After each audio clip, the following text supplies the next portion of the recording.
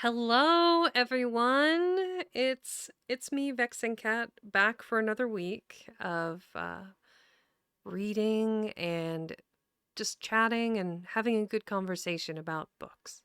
So, for those of you new to the library, that's my theme is literary classics, poetry, books of all kinds. And I just wanted to kind of say hello to everybody that happened to pop into my stream. It's wonderful having you. Um, we will be resuming the end of Peter Pan, or Peter and Wendy, as the book was originally called. So I'm a little melancholic because this book has been so fast and so sweet, and at times, like, kind of brutal in unexpected ways.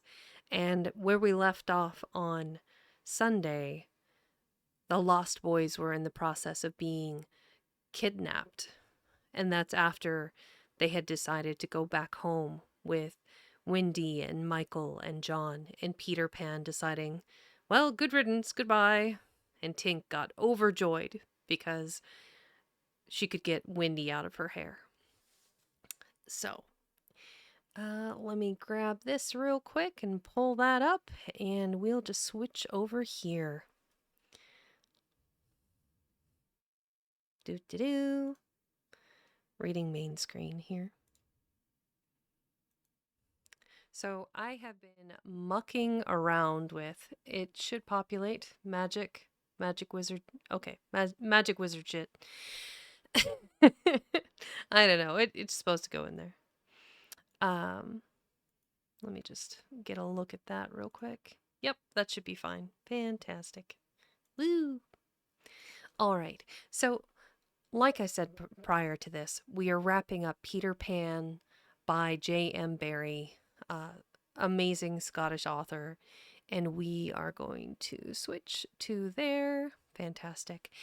And I'll have my kind of final thoughts and wrap up and sort of some good takeaways from the story at the end of this session. And then we'll talk a little bit about updates and changes and things that are kind of coming up. I know on Friday I'll be starting a new book. I was also contemplating doing a couple of different games. I just picked up this amazing game that Kitten for Cuddles put me onto called Spirit Tea, which I just picked up off of Steam, and that one just got released 2 days ago. So I'm going to be playing that, possibly live streaming it and having, in real time reactions to the game, as well as Basil Wolf, one of the other creators here on Twitch that I follow, has been playing this other game that I just absolutely had to have as soon as I saw it, called Cuisinier. So it's a little cat little girl cat person who runs her own restaurant, and she has to go out into the wild and gather food ingredients for her restaurant, and then she hosts people in the restaurant, feeds them, they pay her wages, and then she goes to buy goodies from other people in the town, and then as she becomes more successful, the town grows. It's really cute. It's kind of got like an Animal Crossing vibe, um, as well as a little bit more what was that other game that I can think of off of Steam? It was another cooking game that I really enjoyed. Ba-bum. Let's see. It was called, I have to go through my Steam library here, because I'm a nerd and I play lots of games. And the one I am thinking of.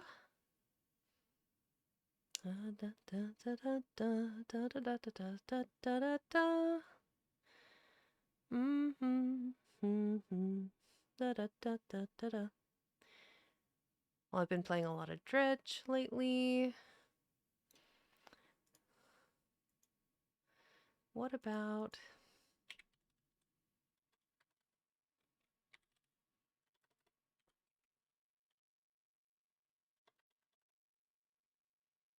Wow.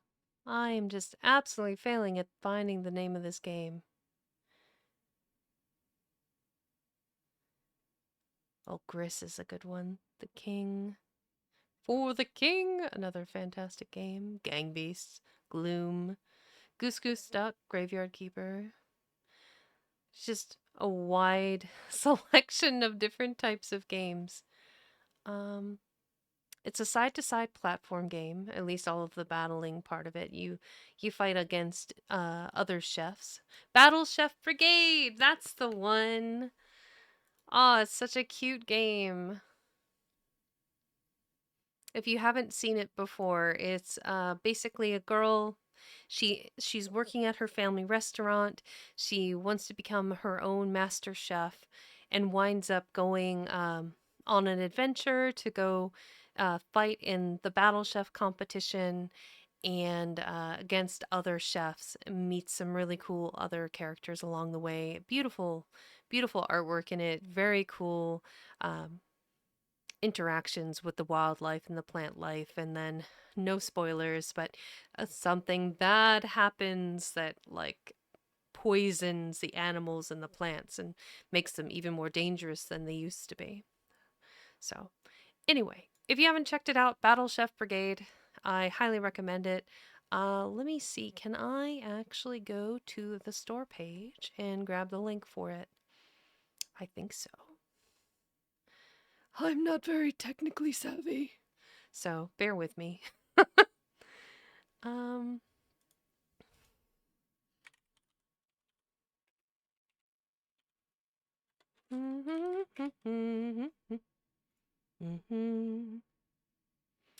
on Steam. There we go. Pop. I'll just drop that in chat in case anybody is interested. Ta-da! I figured it out. I am so smirked. Okay. I am ready, if everyone else is ready, to hear me start reading the rest of Peter Pan. So, we are on chapter 13. Gotta love those Roman numerals, those are fun.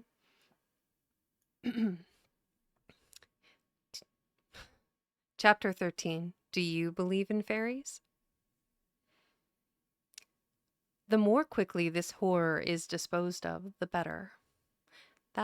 I gotta enunciate that a little better.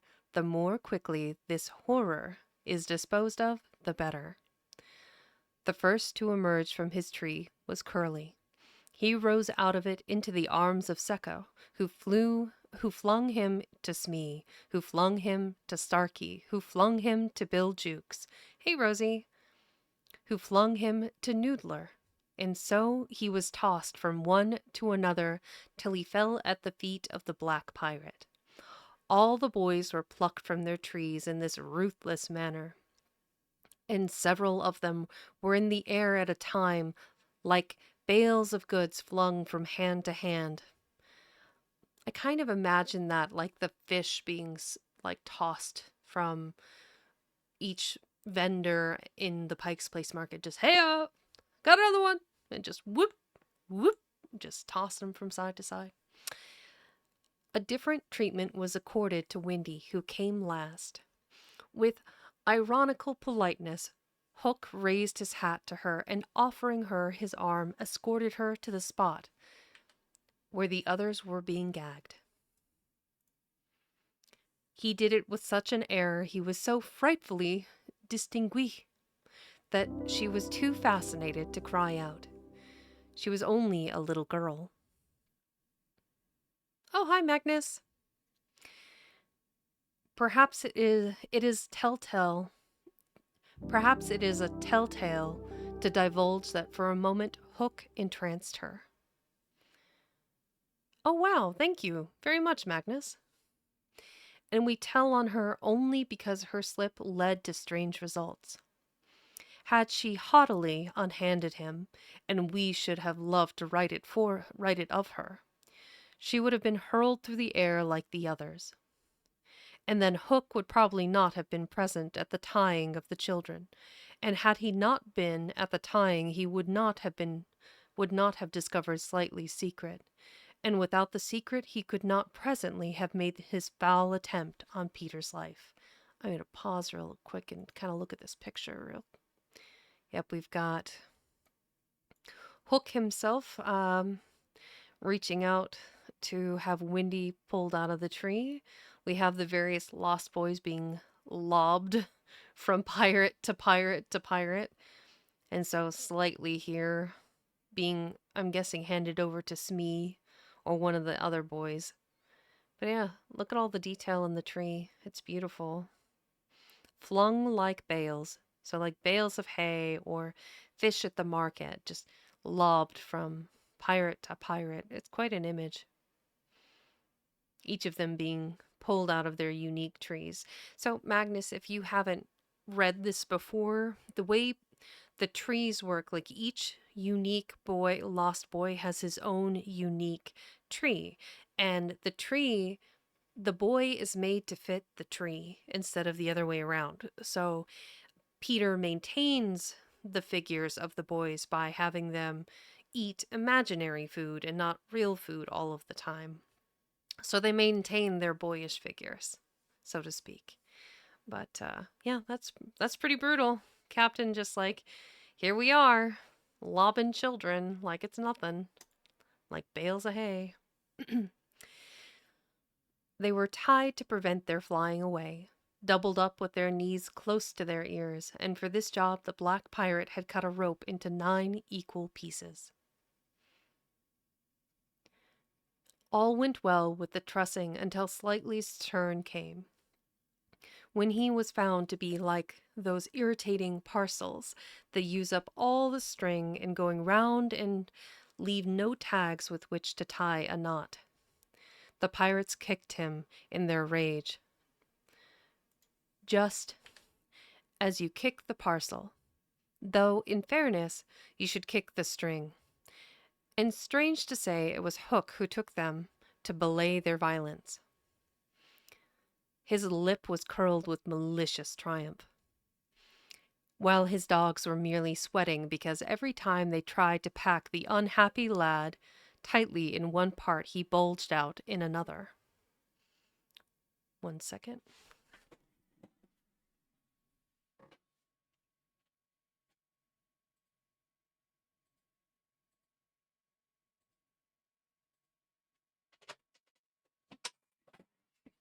Do-do-do. There we go. Got to turn off those notifications from my work PC. Hook's mastermind had gone far beneath Slightly's surface, probing not for effects, but for causes, and his exultation showed that he had found them. Slightly, white to the gills, knew that Hook had surprised his secret. Which was this: that no boy so blown out could use a tree wherein an average man needs stick.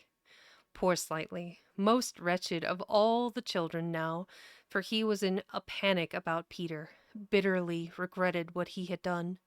Madly addicted to the drinking of water when he was hot, he had swelled in consequence to his present girth, and instead of reducing himself to fit his tree, he had, unknown to the others, whittled his tree to make it fit him.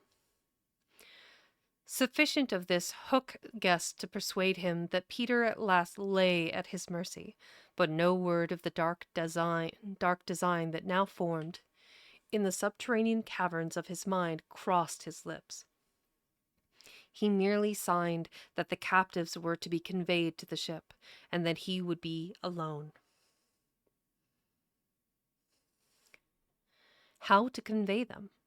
Hunched up in their ropes, they might indeed be rolled downhill like barrels, but most of the way lay through a morass. Again, Hook's genius surmounted difficulties. He indicated that the little house must be used as a conveyance. The children were flung into it. 4 stout pirates raised it on their shoulders. The others fell in behind. And singing the hateful pirate chorus, the strange procession set off through the wood. I don't know whether any of the children were crying. If so, the singing drowned the sound. But as the little house disappeared in the forest, a brave though tiny jet of smoke issued from his chimney as if defying Hook. Hook saw it, and it did Peter a bad service. It dried up any trickle of pity for him that may have remained in the pirate's infuriating breast. The first thing he did on finding himself alone in the fast falling night was to tiptoe to Slightly's tree and make sure that it provided him with a passage. Then, for long he remained, brooding his hat of ill omen on the sword, so that a gentle breeze which had arisen might play refreshingly through his hair. Dark as were his thoughts, his blue eyes were as soft as the periwinkle.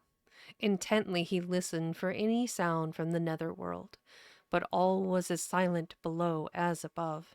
The house under the ground seemed to be but one more empty tenement in the void.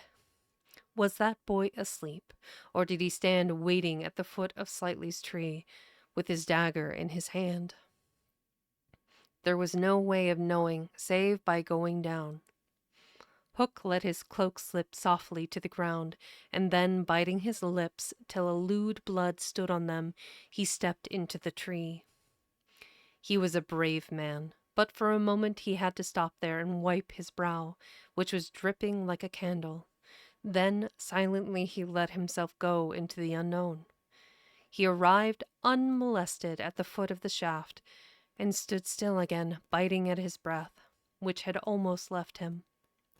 As his eyes became accustomed to the dim light, various objects in the home under the trees took shape, but the only one on which his greedy gaze rested, long sought for and found at last, was the great bed. On the bed lay Peter fast asleep. Unaware of the tragedy being enacted above, Peter had continued for a little time after the children left, to play gaily on his pipes. No doubt rather a forlorn attempt to prove to himself that he did not care. Then he decided not to take his medicine, so as to grieve Windy. Then he lay down on the bed outside the coverlet, to vex her still more, for she had always tucked them inside it, because you never know that you may not grow chilly at the turn of the night. Then he nearly cried, but it struck him how indignant she would be if he laughed instead. So he laughed, a haughty laugh, and fell asleep in the middle of it. Sometimes, though not often, he had dreams, and they were more painful than the dreams of other boys. For hours he could not be separated from these dreams, though he wailed piteously in them. They had to do, I think, with the riddle of his existence. At such times it had been Windy's custom to take him out of bed and sit with him on her lap, soothing him in dear ways of her own invention. And when he grew calmer, to put him back to bed before he quite woke up, so that he should not know of the indignity to which she had subjected him. But on this occasion he had fallen at once into a dreamless sleep. One arm dropped over the edge of the bed, one leg was arched, and the unfinished part of his laugh was stranded on his mouth, which was open, showing the little pearls. Thus defenseless, Hook found him. He stood silent at the foot of the tree, looking across the chamber at his enemy. Did no feeling of compassion stir his somber breast? The man was not wholly evil. He loved flowers, I have been told, and sweet music. He was himself no mean performer on the harpsichord. And, let it be frankly admitted, the idyllic nature of the scene shook him profoundly.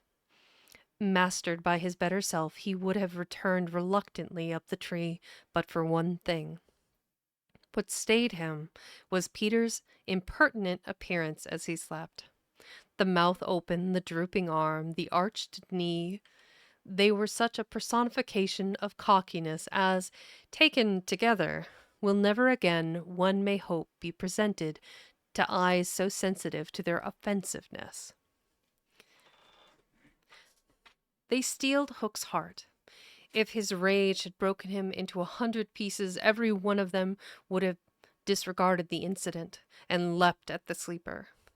Though a light from the one lamp shone dimly on the bed, Hook stood in darkness himself, and at the first stealthy step forward he discovered an obstacle.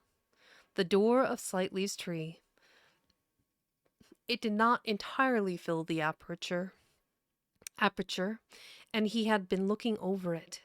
Feeling for the catch, he found to his fury that it was low down beyond his reach. To his disordered brain, it seemed that the irritating quality in Peter's face and figure visibly increased, and he rattled the door and flung himself against it. Was his enemy to escape him after all? But what was that? The red in his eye had caught sight of Peter's medicine standing on a ledge within easy reach. He fathomed that it was what it was. Okay. He fathomed what it was straight away, and immediately he knew that the sleeper was in his power. Lest he should be taken alive, Hook always carried about his person a dreadful drug, blended by himself of all the death-dealing rings that had come into his possession. These he had boiled down into a yellow liquid quite unknown to science, which was probably the most virulent poison in existence. 5 drops of this he now added to Peter's cup. His hand shook, but it was in exultation rather than in shame. As he did it, he avoided glancing at the sleeper, but not lest pity should unnerve him, merely to avoid spilling. Then one long, gloating look he cast upon his victim, and turning, wormed his way with difficulty up the tree. As he emerged at the top, he looked the very spirit of evil breaking from its hole. Donning his hat at its most rakish angle, he wound his cloak around him, holding one end in front as if to conceal his person from the night, of which it was the blackest part. Muttering strangely to himself, stole away through the trees. Peter slept on. The light guttered and went out, leaving the tenement in darkness. But still he slept. It must have been not less than 10 o'clock by the crocodile when he suddenly sat up in his bed, wakened by he knew not what. It was a soft, cautious tapping on the door of his tree. Soft and cautious, but in that stillness it was sinister. Peter felt for his dagger till his hand gripped it. Then he spoke. "Who is it? Or who is that?" For long there was no answer. Then again the knock. "Who are you?" No answer. He was thrilled, and he loved being thrilled. In 2 strides he reached his door. Unlike Slightly's door, it filled the aperture, so that he could not see beyond it, nor could the one knocking see him. I won't open unless you speak," Peter cried. Then at last the visitor spoke, in a lovely bell-like voice. "Let me in, Peter." It was Tink, and quickly he unbarred to her. She flew in excitedly, her face flushed and her dress stained with mud. "What is it?" "Oh, you could never guess," she cried, and offered him 3 guesses. "Out with it," he shouted, and in one ungrammatical sentence, as long as the ribbons conjurers pull from their mouths, she told of the capture of Windy and the boys. Peter's heart bobbed up and down as he listened. Windy bound and on the pirate ship, she who loved everything to be just so? "I'll rescue her," he cried, leaping at his weapons. As he leapt, he thought of something he could do to please her. He could take his medicine. His hand closed on the fatal draught. "No!" shrieked Tinker Bell, who had heard Hook muttering about his deed as he sped through the forest. "Why not? It is poisoned. Poisoned!" "Who could have poisoned it?" "Hook." "Don't be silly. How could Hook have got down here?" Alas, Tinker Bell could not explain this, for even she did not know the dark secret of Slightly's tree.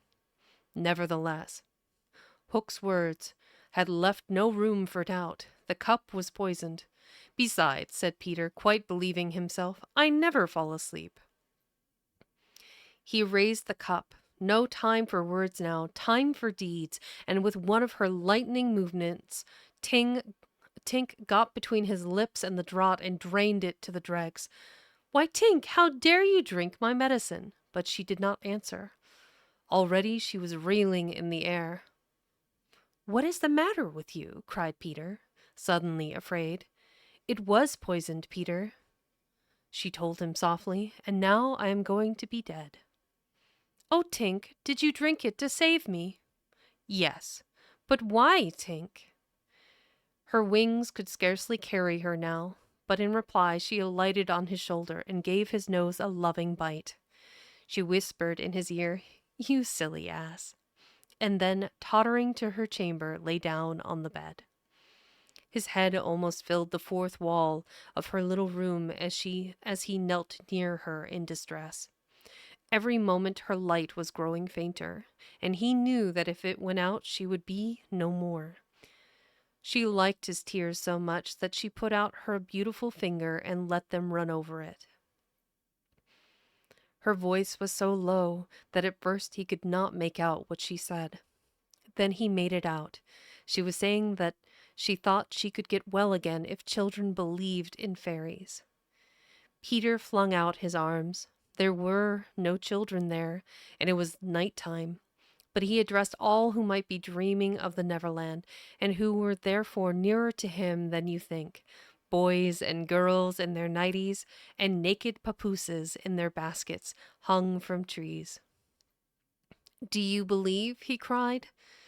Tink sat up in bed almost briskly to listen to her fate.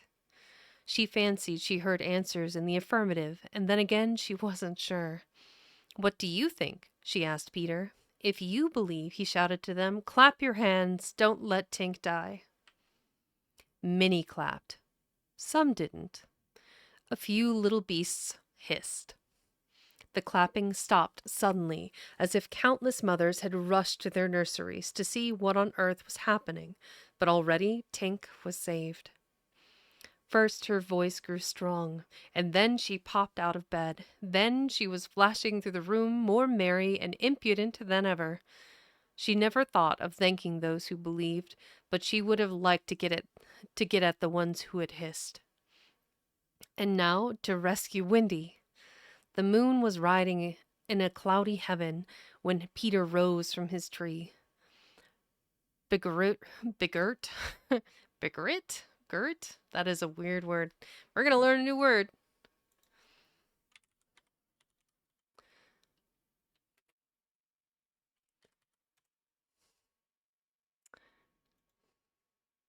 Past tense of begird. Begird, as in wrapped, to encircle or bind, to begird. What is the meaning of begirding? To bind around, to gird your loins, boys! All right, so gird. Where was that word again? Funny. Lost my train of thought. All right. The moon was riding in a cloudy heaven when Peter rose from his tree, begirt with weapons and wearing little else, to set out upon his perilous quest. It was not such a night as he would have chosen. He had hoped to fly, keeping not far from the ground so that nothing unwanted should escape his eyes.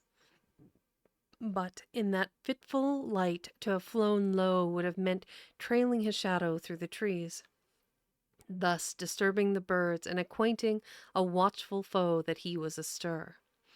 He regretted now that he had given the birds of the island such strange names that they are very wild and difficult of approach. There was no other course but to press forward in redskin fashion, at which happily he was adept. But in what direction? For he could not be sure that the children had been taken to the ship. A slight fall of snow had obliterated all footmarks, and a deathly silence pervaded the island, as if for a space nature stood still in horror of the recent carnage.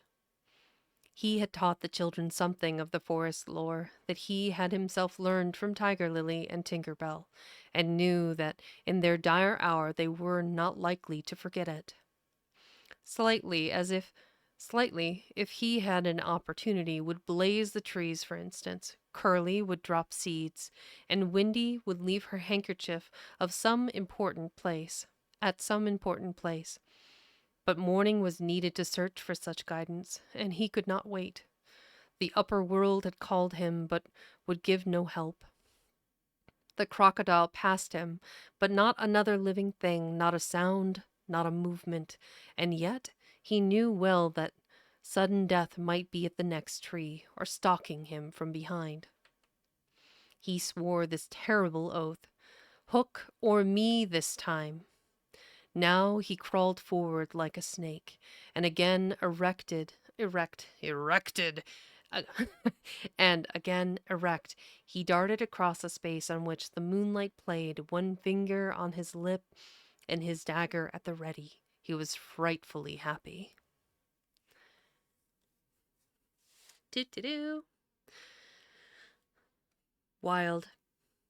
It's getting serious. He's gonna go rescue the boys and Windy. So, honestly, in the mention of the Lost Boys, slightly, and then Curly and whatnot, at no point did they make mention of her brothers, Michael and John, but they must have been taken with them because Peter was alone in the bed by himself. That's interesting. Anyway, welcome back, everyone. I am in my mid-chapter brief break. This is usually like 3 minutes or so, just so I can hydrate and snack and blah, blah, blah, blah, all the stuff. So.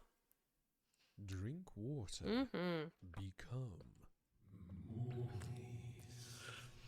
I have some really funny snack time. Okay. Water and snacks. Nom nom nom nom nom. I have some really cute channel point redeems that people can use now. I have a little bit of remnant of watermelon salt in my water. I had like 8 ounces left of the concentrate, and then I added up the water until it was 32 ounces, so 24 ounces of water, just plain water. It's still a hint of it there. I have a hazelnut chocolate protein drink by Rebel, which is actually surprisingly good.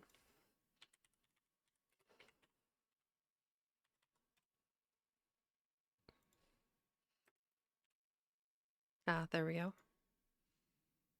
This stuff. Ta-da! So it's low sugar, low caffeine, high protein. It tastes really good. It's like a coconut milk base. There's one review and they gave it 1 star. I'm actually curious what their review was. I want my money back. This is not the go-to for me. I would rather have something sweeter. Oh, you're complaining about the lack of sugar? Wow. Would help and assist with the overall satisfaction. It's good. I don't know what they're on about, honestly. That's wild to me.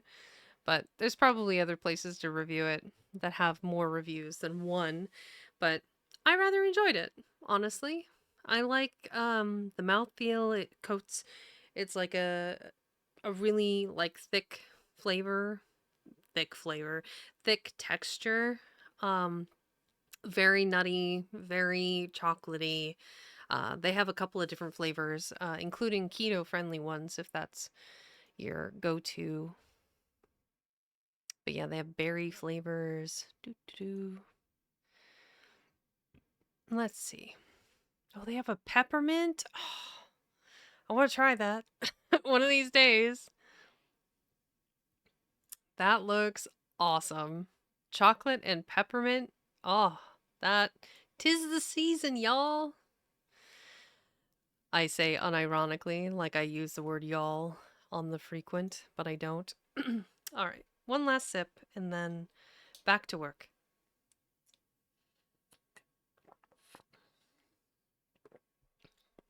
Okay, we return to chapter 14, The Pirate Ship.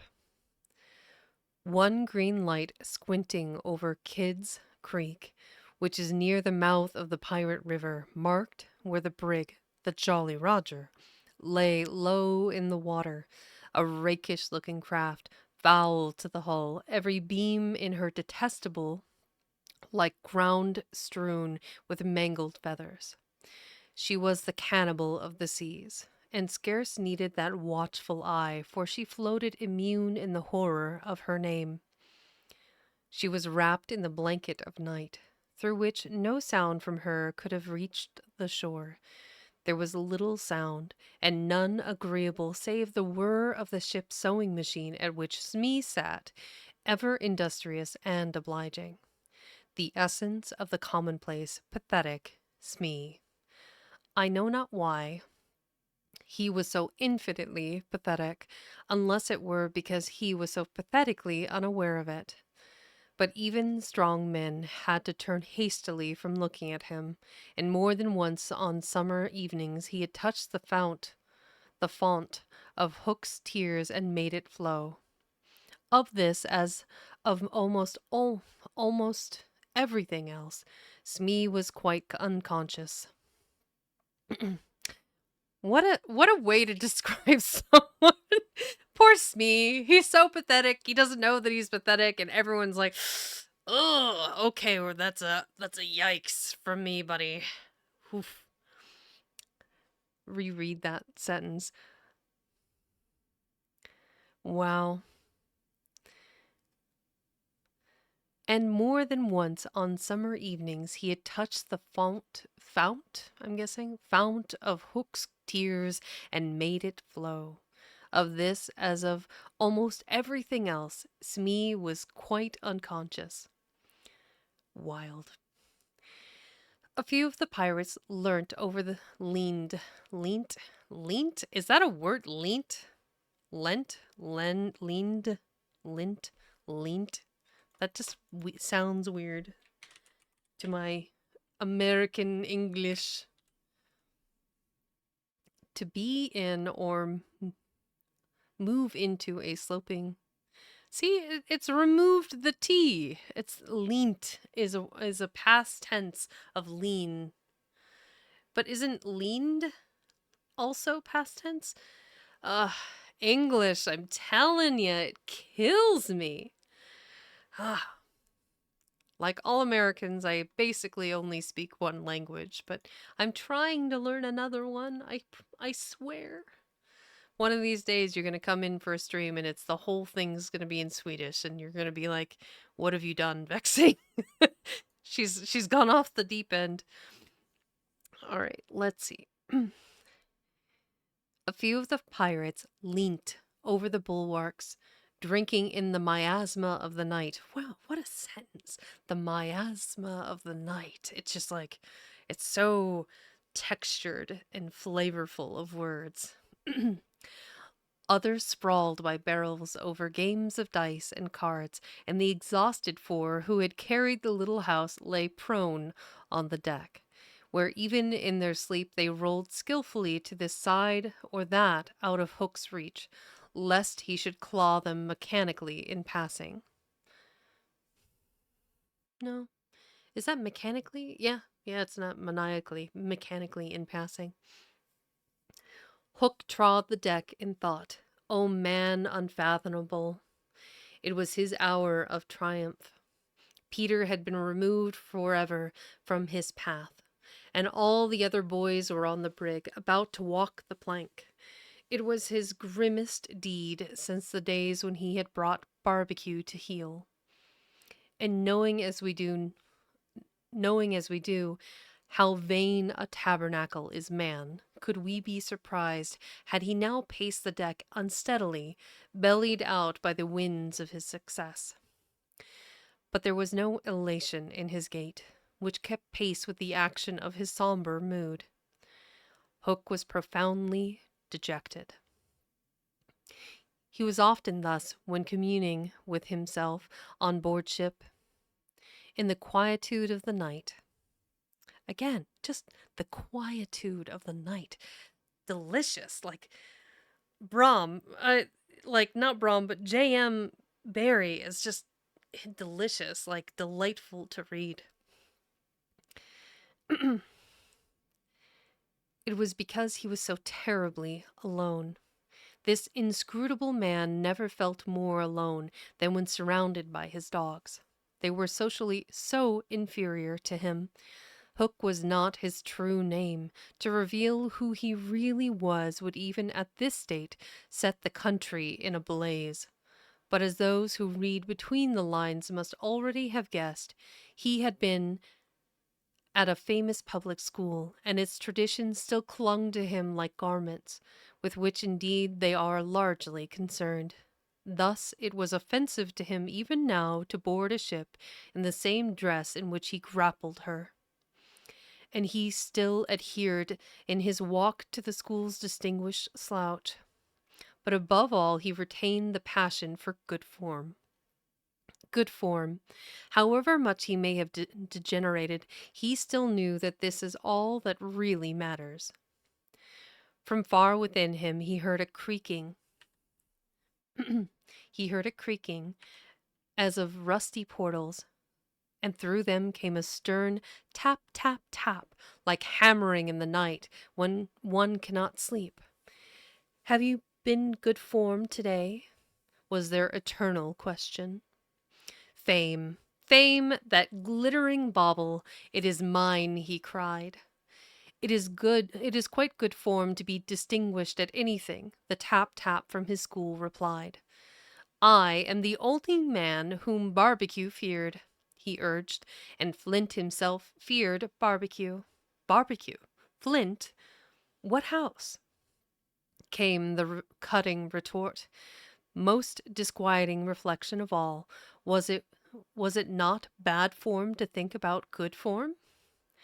His vitals were tortured by this problem. It was a claw within him sharper than the iron one, and as it tore him, the perspiration dripped down his tallow countenance and streaked his doublet.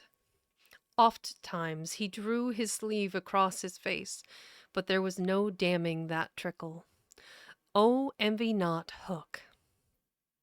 There came to him a presentiment of his early dissolution. It was as if Peter's terrible oath had boarded the ship. Hook felt a gloomy desire to make his dying speech, lest presently there should be no time for it. Better for Hook, he cried, if he had had less ambition. It was in his darkest hours only that he referred to himself in the third person. No little children love me. Strange that he should think of this, which had never troubled him before. Perhaps the sewing machine brought it to his mind. For long he muttered to himself, staring at Smee, who was hemming placidly under the conviction that all children feared him. Feared him, feared Smee. There was not a child on board the brig that night who did not already love him. He had said horrid things to them, and hit them with the palm of his hand, because he could not hit with his fist. But they had only clung to him the more. Michael had tried on his spectacles. To tell poor Smee that they thought him lovable. Hook itched to do it, but it seemed too brutal. Instead, he revolved this mystery in his mind. Why do they find Smee lovable? He pursued the problem like the sleuth hound that he was. If Smee was lovable, what was it that made him so? A terrible answer suddenly presented itself. Good form? Had the boatswain good form without knowing it? Which is the best form of all? He remembered that you have to prove you don't know you have it before you are eligible for a pop. What a sentence. With a cry of rage, he raised his iron hand over Smee's head, but he did not tear. What arrested him was this reflection. To claw a man because he is good form, what would that be? Bad form. The unhappy Hook was an impotent as he was damp, and he fell forward like a cut flower. His dogs, thinking him out of the way for a time, discipline instantly relaxed, and they broke into a bacchanalian dance, which brought him to his feet at once, all traces of human weakness gone, as if a bucket of water had passed over him. "Quiet, you scrugs!" he cried, "or I'll cast anchor in you." And at once the din was hushed. "Are all the children chained so they cannot fly away?" "Aye, aye." "Then hoist them up." The wretched prisoners were dragged from the hold, all except Windy, and ranged in line in front of him. For a time he seemed unconscious of their presence. He lolled at his ease, humming not unmelodiously, not unmelodiously snatches of a rude song, and fingering a pack of cards. Ever and anon the light from his cigar gave a touch of color to his face. "Now then, bullies," he said briskly, "6 of you walk the plank tonight, but I have room for 2 cabin boys. Which of you is it to be?" "Don't irritate him unnecessarily," had been Windy's instructions in the hold, so Toodles stepped forward politely. Toodles hated the idea of signing under such a man, but an instinct told him that it would be prudent to lay the responsibility on an absent person. And though a somewhat silly boy, he knew that mothers alone are always willing to be the buffer. All children know this about mothers, and despise them for it, but make constant use of it. So Toodles explained prudently. Hold on a second. There we go. "You see, sir, I don't think my mother would like me to be a pirate. Would your mother like you to be a pirate, Slightly?" He winked at Slightly, who said mournfully, "I don't think so," and as if he wished things had been otherwise. "Would your mother like you to be a pirate, Twin?" "I don't think so," said the first twin, as clever as the others. "Nibs would—" "Stow the gab! Stow this gab!" roared Hook, and the spokesmen were dragged back. "You boy," he said, addressing John, "you look as if you had a little pluck in you. Didst never want to be a pirate, my hearty?" Now John had sometimes experienced this hankering at maths prep, and he was struck by Hook's picking him out. "I once thought of calling myself Red-Handed Jack," he said diffidently.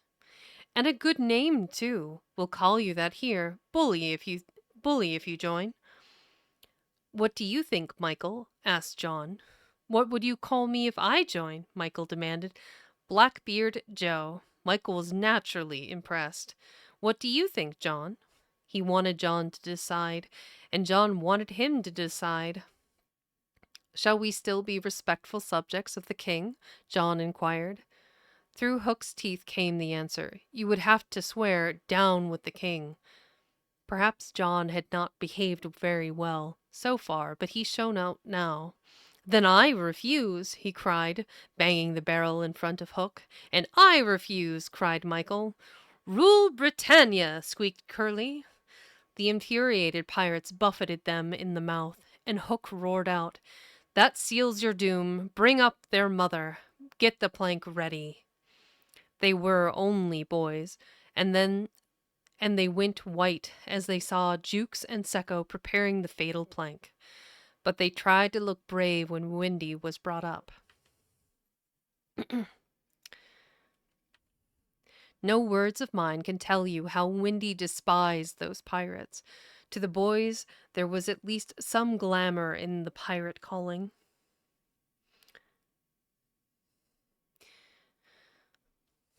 But all that she saw was that the ship had not been tidied for years. There was not a porthole on the grimy glass of which you might not have written with your finger, "Dirty Pig," and she had already written it on several. She's running around inside the ship, just writing "dirty pig" on all the windows. It's really funny. There was not a porthole on the grimy glass of which you might not have written with your finger "dirty pig." And she had written it on several. She had already written it on several, but as the boys gathered round her, she had no thought, of course, save for them. "So, my beauty," said Hook, as if he spoke in syrup, "you are to see your children walk the plank." Fine gentleman though he was, the intensity of his communings had soiled his ruff, and suddenly he knew that she was gazing at it. With a hasty gesture, he tried to hide it, but it was too late. "Are they to die?" asked Windy, with a look of such frightful contempt that he nearly fainted. "They are," he snarled. "Silence all," he called gloatingly, for a mother's last words to her children. At this moment Windy was grand. "These are my last words, dear boys," she said firmly. "I feel that I have a message to you from your real mothers, and it is this. We hope our sons will die like English gentlemen." Even the pirates were awed, and Toodles cried out hysterically, "I am going to do what my mother hopes. What are you to do, Nibs?" "What my mother hopes. What are you to do, Twin?" "What my mother hopes. John, what are But Hook had found his voice again. "Tie her up," he shouted. It was Smee who tied her to the mast. "See here, honey," he whispered. "See here, honey. I'll save you if you promise to be my mother." Oh, wow. Sorry, I don't know where I went with that, but "See here, honey," he whispered. "I'll save you if you promise to be my mother." But not even for Smee would she make such a promise. "I would almost rather have no children at all," she said disdainfully. It is sad to know that not a boy was looking at her as Smee tied her to the mast. The eyes of all were on the plank, that last little walk they were about to take. They were no longer able to hope that they would walk it manfully, for the capacity to think had gone from them. They could stare and shiver only. Hook smiled on them with his teeth closed, and took a step forward, a step toward Windy. His intention was to turn her face so that she should see the boys walking the plank one by one. But he never reached her. He never heard the cry of anguish he hoped to wring from her. He heard something else instead. It was the terrible tick, tick of the crocodile. They all heard it, pirates, boys, Windy, and immediately every head was blown in one direction. Not to the water whence the sound proceeded, but toward Hook. All knew that what was about to happen concerned him alone, and that from being actors they were suddenly become spectators. Very frightful was it to see the change that came over him. It was as if he had been clipped at every joint. He fell in a little heap. The sound came steadily nearer, and in advance of it came this ghastly thought. The crocodile is about to board the ship. Even the iron claw hung inactive, as if knowing that it was no intrinsic part of what the attacking force wanted. Left so fearfully alone, any other man would have lain with his eyes shut where he fell. But the gigantic brain of Hook was still working, and under its guidance he crawled on his knees along the deck as far from the sound as he could go. The pirates respectfully cleared a passage for him, and it was only when he brought up against the bulwarks that he spoke. "Hide me!" he cried hoarsely. They gathered round him, all eyes averted from the thing that was coming aboard. They had no thought of fighting it. It was fate. Only when Hook was hidden from them did curiosity loosen the limbs of the boys so that they could rush to the ship's side to see the crocodile climbing it. Then they got the strangest surprise of this night of nights. For it was no crocodile that was coming to their aid, it was Peter. He had signed to them not to give vent to any cry of admiration that might rouse suspicion. Then he went on ticking.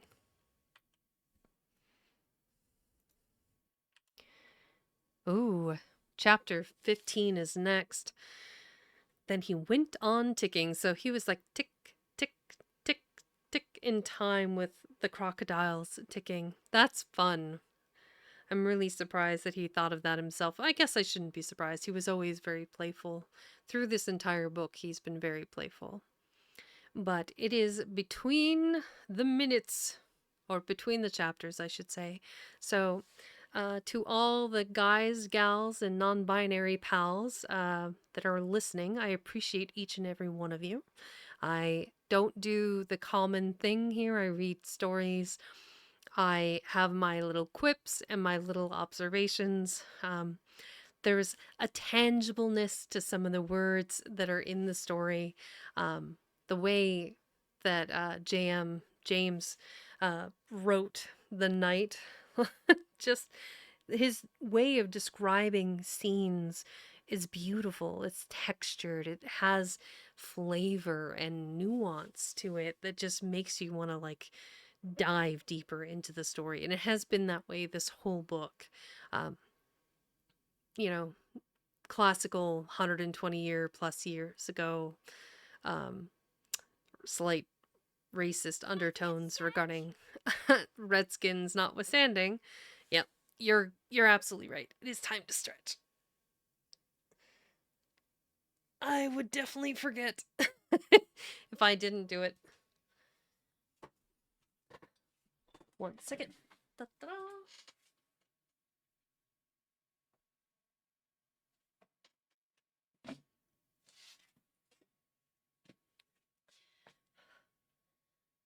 Oh yeah, that's a good stretch. Whew. Okay. We are about 5 minutes away from an ad break, and since I don't want it to interrupt this chapter, I'll go ahead and run a be right back and run that ad while I step away. That way we don't get interrupted, unexpectedly interrupted. Let's see. Here we go.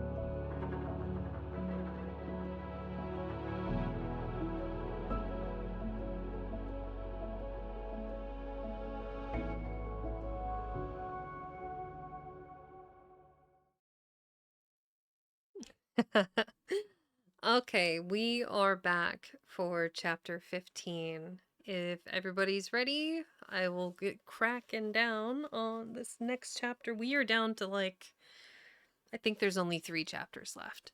So, about 60 pages, 20 pages a piece, give or take. So, we're cooking. We are definitely cooking. Man, it's a darn shame I couldn't be 69 out of 100 followers forever. Wouldn't that be funny? Hmm. Okay. We are back. I am ready, stretched, hydrated, um, snacked. I am snacked. Rar. Absurd. Anyway, chapter 15. Hook or me this time.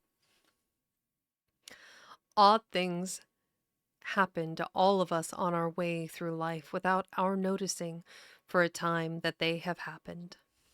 Thus, to take an instance, we suddenly discover that we have been deaf in one ear for we don't know how long, but, say, half an hour.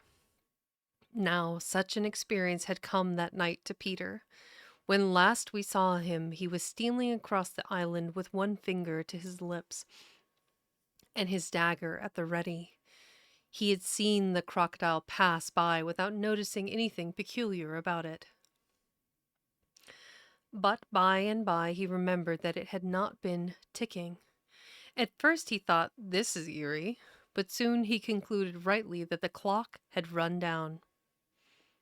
Without giving a thought to what might be the feelings of a fellow creature thus abruptly deprived of its closest companion, Peter began to consider how he could turn the catastrophe to his own use, and he decided to tick, so that the wild beasts should believe he was the crocodile and let him pass unmolested.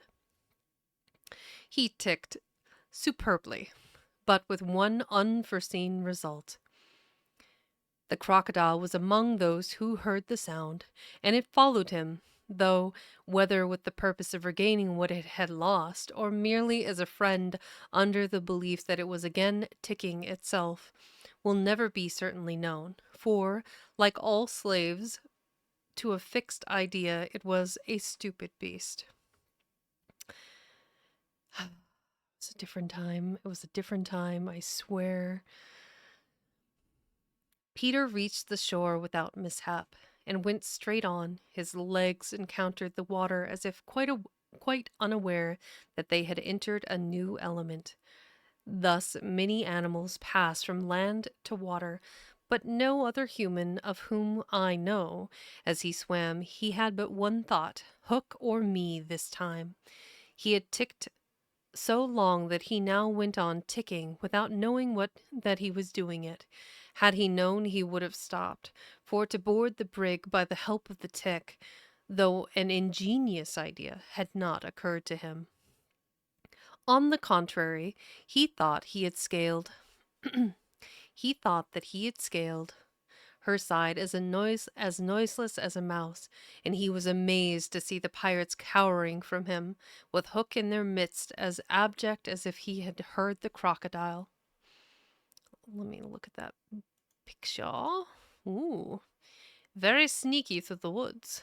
It's Hook or me this time, with his sword and his outfit made of leaves, through the woods and the brushery. Brushery. Kind of cool the way they've got these kind of daylily looking things here with the little fronds on them. And the brig. How did he get all the way around the island? And the crocodile is not following him in this picture. It's okay. He was in other parts of the book. Here we go. The crocodile. No sooner did Peter remember it than he heard the ticking. At first he thought the sound did come from the crocodile, and he looked behind him swiftly. Then he realized that he was doing it himself, and in a flash he understood the situation. How clever of me, he thought at once, and signed to the boys not to burst into applause. It was at this moment that Ed Tiente, the quartermaster, emerged from the forecastle and came along the deck. Now, reader, time what happened by your watch. Peter struck true and deep. John clapped his hands on the ill-fated pirate's mouth to stifle the dying groan, and he fell forward. 4 boys caught him to prevent the thud. Peter gave the signal, and the carrion was cast overboard. There was a splash, and then silence. How long has it taken? 1. Slightly had begun to count. None too soon, Peter, every inch of him on tiptoe, vanished into the cabin. For more than one pirate was screwing up his courage to look round. They could hear each other's distressed breathing now, which showed them that the terrible sound had passed. "It's gone, Captain," Smee said, wiping his spectacles. "All still again." Slowly, Hook let his head emerge from his ruff and listened so intently that he could not have caught the echo of the tick. There was not a sound, and he drew himself up firmly to his full height. "Then here's to Johnny Plank," he cried brazenly, hating the boys more than ever because they had seen him unbend. He broke into the villainous ditty. Yo ho, the frisky plank, you walks along it so, till it goes down and you goes, till it goes down and you goes down to Davy Jones below. That's a, yeah, it has a ditty to it, doesn't it? To terrorize the prisoners the more, though, with a certain loss of dignity, he danced along an imaginary plank, grimacing at them as he sang.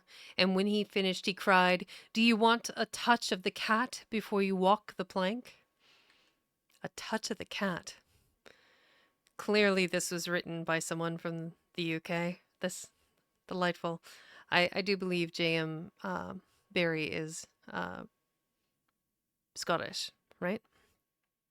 Or Irish. I think he's Irish. I'd have to go back and look. At that, they fell on their knees. "No, no," they cried so piteously that every pirate smiled. "Fetch the cat, Jukes," said Hook. "It's in the cabin." The cabin! Peter was in the cabin. The children gazed at each other. "Aye, aye," said Jukes blithely, and he strode into the cabin. They followed him with their eyes. They scarce knew that Hook had resumed his song, his dogs joining in with him. Yo ho, the scratching cat. Its tails are 9, you know, and when they're writ upon your back. Oh, the cat o' 9 tails, I see. What was the last line will never be known. For of a sudden the song was stayed by a dreadful screech from the cabin. It wailed through the ship and died away.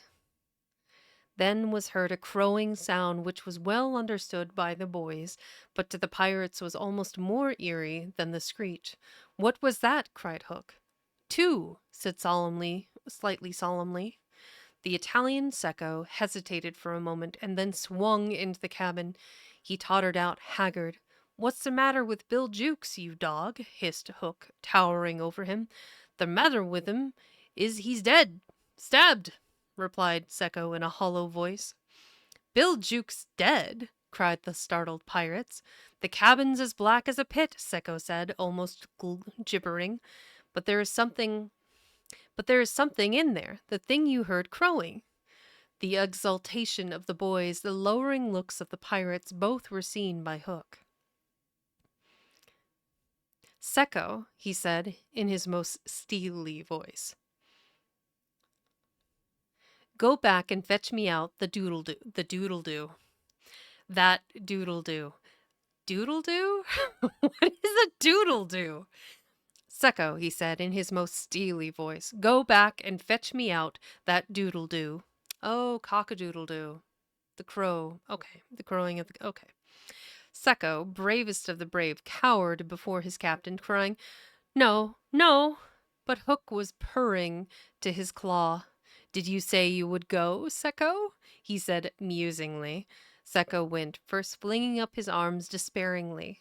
There was no more singing. All listened now, and again came a death screech, and again a crow. No one spoke except slightly. 3, he said. Hook rallied his dogs with a gesture. "S'death and odds fish," he thundered, "who is to bring me that doodle-doo?" I can barely say that with a straight face. Who's to bring me that doodle-doo? Just funny. Wait till Seko comes out, growled Starkey, and the others took up the cry. I think I heard you volunteer, Starkey, he said, Hook, purring again. No, by thunder, Starkey cried. By my Hook thinks you did, said Hook, crossing to him. I wonder if it would not be advisable, Starkey, to humor the Hook. I'll swing before I go in there, replied Starkey doggedly, and again he had the support of the crew. Is it a mutiny? Asked Hook more pleasantly than ever. Starkey's ringleader. Captain, mercy, Starkey whispered, all of a tremble now. Shake hands, Starkey, said Hook, pro-offering his claw. Starkey looked round for help, but all deserted him. As he backed Hook advanced, and now the red spark was in his eye. With a despairing scream, the pirate leapt upon Long Tom and precipitated himself into the sea. 4, said slightly. And now, Hook asked courteously, did any other gentleman say mutiny? Seizing a lantern and raising his claw with a menacing gesture, I'll bring out the doodle-doo myself, he said, and sped into the cabin. 5. How Slightly longed to say it. He wetted his lips to be ready. But Hook came staggering out without his lantern. Something blew out the light, he said, a little unsteadily. Something, echoed Mullins. What of Seko? Demanded Noodler. He's as dead as Jukes, said Hook shortly. His reluctance to return to the cabin impressed them all unfavorably, and the mutinous sounds again broke forth. All pirates are superstitious, and Cookson cried, they do say the sure sign of a ship's accursed is when there's one on board more than can be accounted for. I've heard, muttered Mullins, he always boards the pirate craft at last. Had he a tail, Captain? They say, said another, looking viciously at Hook, that when he comes it is in the likeness of the wickedest man aboard. Had he a hook, Captain? Asked Cookson insolently, and one after another took up the cry, the ship's doomed! At this the children could not resist raising a cheer. Hook had well nigh forgotten his prisoners, but as he swung round on them, now his face lit up again. Lads, he cried to his crew, here's a notion. Open the cabin door and drive them in. Let them fight the doodle-doo with their lives, for their lives. If they kill him, we're so much the better. If he kills them, we're none the worse. For the last time his dogs admired Hook, and devotedly they did his bidding. The boys pretended to struggle, were pushed into the cabin, and the door was closed on them. Now listen, cried Hook, and all listened, but not one dared to face the door. Yes, one, Windy, who all this time had been bound to the mast. It was for neither a scream nor a crow that she was watching. It was for the reappearance of Peter. She had not long to wait. In the cabin he had found the thing for which he had gone in search, the key that would free the children of their manacles. And now they all stole forth, armed with such weapons as they could find. First signing to them to hide, Peter cut Windy's bonds, and then nothing could have been easier than for them all to fly off together. But one thing barred the way, an oath. Hook or me this time. So when he had freed Windy, he whispered to her to conceal herself with the others, and himself took her place by the mast, her cloak around him, so that he should pass for her. Then he took a great breath and crowed. To the pirates it was a voice crying that all the boys lay slain in the cabin, and they were panic-stricken. Hook tried to hearten them, but like the dogs he had made them, they showed him their fangs, and he knew that if he took his eyes off them now, they would leap at him. "Lads," he said, ready to cajole or strike as need be, but never quailing for an instant. "I've thought it out. There's a Jonah aboard." "Aye," they snarled, "a man with a hook." "No, lads, no, it's the girl. Never was luck on a pirate ship with a woman on board. We'll right the ship when she's gone." Some of them remembered that this had been a saying of Flint's. "It's worth trying," they said doubtfully. "Fling the girl overboard," cried Hook, and they made a rush at the figure in the cloak. "There's none can save you now, missy," Mullins hissed jeeringly. "There's one," replied the figure. "Who's that?" Peter Pan the Avenger." "Peter Pan the Avenger! Da-da-da!" Jeez, came the terrible answer, and as he spoke, Peter flung off his cloak. Then they all knew who 'twas that. Wow. Then they all knew.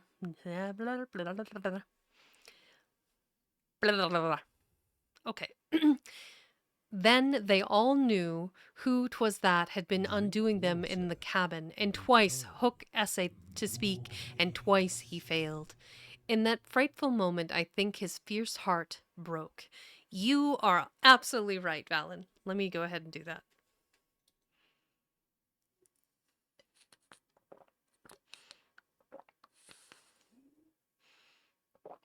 Okay. Me. There we go. "At last," he cried, "cleave him to the brisket!" But without conviction. "Down, boys, and at them!"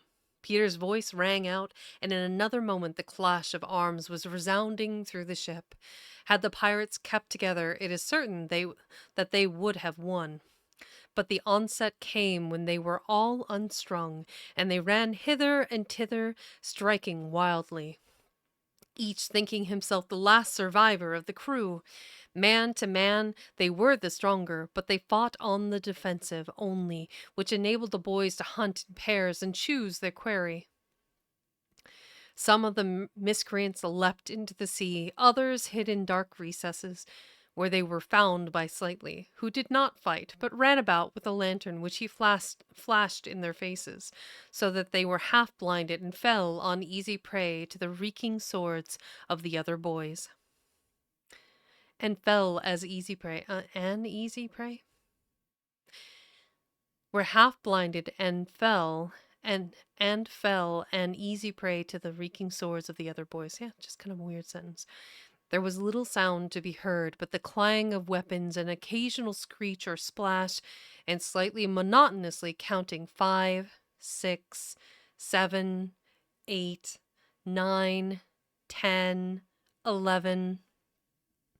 I think all were gone when a group of savage boys surrounded Hook, who seemed to have a charmed life as he kept them at bay in the circle of fire. In that circle of fire. They had done for his dogs, but this man alone seemed to be a match for them all. Again and again they closed upon him, and again he hewed a clear space. He had lifted up one boy with his hook, and was using him as a buckler, when another, who had just passed his sword through Mullins, sprang into the fray. "Put up your swords, boys," cried the newcomer. "This man is mine." Thus suddenly Hook found himself face to face with Peter. The others drew back and formed a ring around them. For long the two enemies looked at one another, Hook shuddering slightly, and Peter with a strange smile upon his face. "So, Pan," said Hook at last, "this is all your doing." "Aye, James Hook," came the stern answer, "it is all my doing." "Proud and insolent youth," said Hook, "prepare to meet thy doom." "Dark and sinister man," Peter answered, "have it thee." Without more words they fell to, and for a space there was no advantage to either blade. Peter was a superb swordsman and parried with dazzling rapidity. Ever and anon he followed up a feint with a lunge that got past his foe's defense, but his shorter reach stood him in ill stead, and he could not drive the steel home. Hook scarcely his inferior in brilliancy, but not quite so nimble in wrist play. In wrist play. Oh man, in wrist play. My goodness. Forced him back by the weight of his onset, hoping suddenly to end all with a favorite thrust. Lord have mercy. It's so funny out of context. Suddenly to end all with a favorite thrust, taught him long ago by barbecue at Rio. But to his astonishment, he found this thrust turned aside again and again. Then he sought to close and give the quietus with his iron hook, which at this time had been pawing the air, but Peter doubled under it and lunging fiercely, pierced him in the ribs. At sight of his own blood, whose peculiar color, you remember, was offensive to him, the sword fell from Hook's hand, and he was at Peter's mercy. I want a closer look at this picture here. Look at how tiny little Peter is. It's just a little guy. Just a little itty bitty guy. And all the other lost boys, gathered around him. To be fair, I feel like the artist did Hook dirty here because as it was described in the beginning of the book, he was quite handsome. He was like arrestingly beautiful. People wanted to look upon him, but evilness notwithstanding. But here he is fighting a boy half his size. I love how in the whole series of the chapters, everyone, like in our own mind's eye, Peter Pan was larger than life. His personality is so bold and brave and courageous and a little bit, a little bit wacky because, cock-a-doodle-doo, crowing at murdering pirates is not something you would imagine most characters to do. But here he is, all of, I'm guessing 4 feet, if that. 3 feet high, 6 foot Captain Hook. He's an itty bitty guy, kicking butt, taking names. Double sword play. Hook out here with his ringlets writhing around his head like Medusa. It's wild. And yeah, look at how filthy the deck is. I mean, granted, they just had a fight, but this wicker basket with the fish is just toppling out on top of a thing of rope. Of course, Fallon. But yet, F.D. Bedford, this man is mine. Well, it's Hook or me this time, so this follows through with that. Now cried all the boys, but with a magnificent gesture, Peter invited his opponent to pick up his sword. Hook did so instantly, but with a tragic feeling that Peter was showing good form. Hitherto he had thought it was some fiend fighting him, but darker suspicions assailed him now. Pan, who and what art thou? He cried huskily. I'm youth. I'm joy, Peter answered at a venture. I'm a little bird that has broken out of the egg. This, of course, was nonsense, but it was proof to the unhappy Hook that Peter did not know in the least who or what he was, which is the very pinnacle of good form. To it again, he cried despairingly.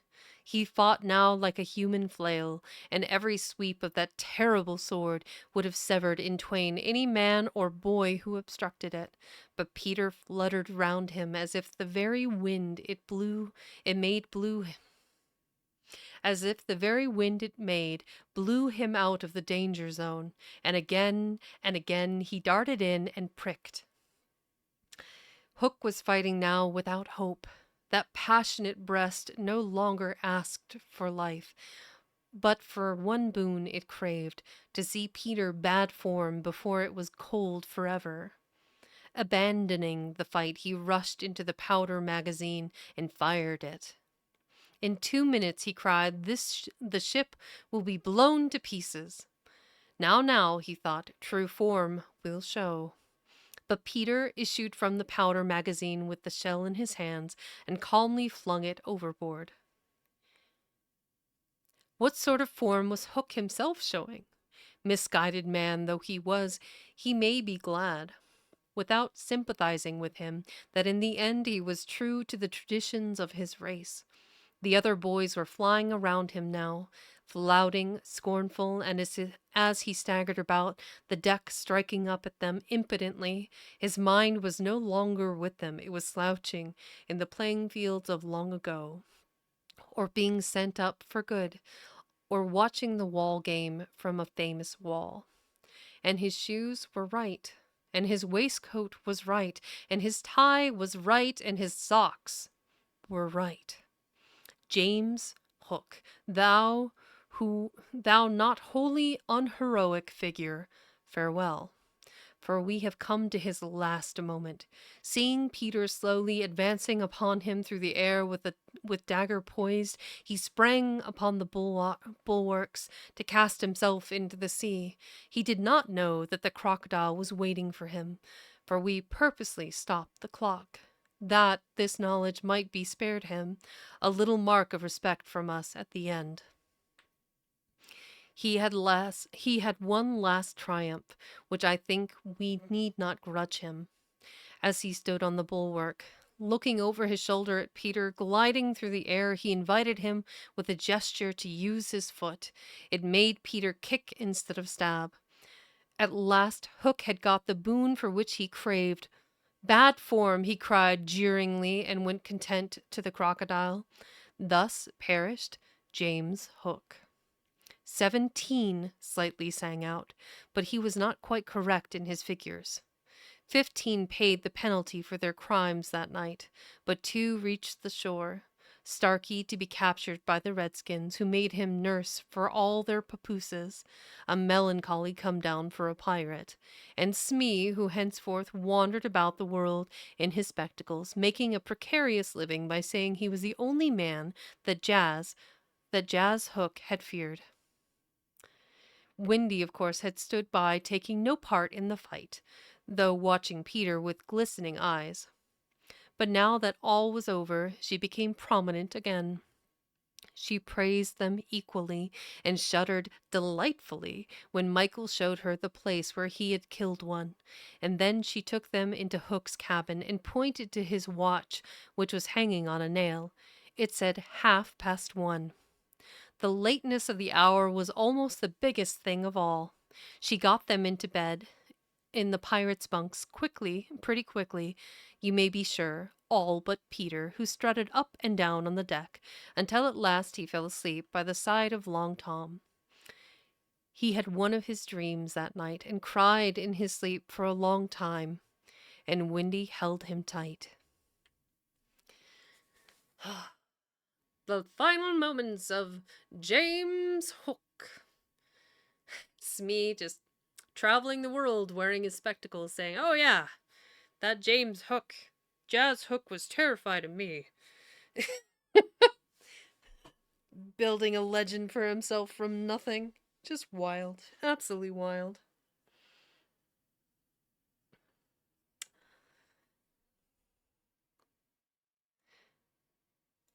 Fun times. I need more caffeine. My You're not blood wrong. is not thin enough. Caffeine is a good idea. We are between chapters, so I remind you all to hydrate and eat something, and obviously caffeinate if you need to, stretch if you need to, whatever you need to do. I wanted to do this. Nope. I need more caffeine. My blood is not thin enough. Is it 1312? It is 1312. VIP. Save. There we go. think Ping was the very first person that ever subscribed to me. If not the first, then the second, but definitely up there. Top 3, most assuredly, but I'm pretty sure it was the first.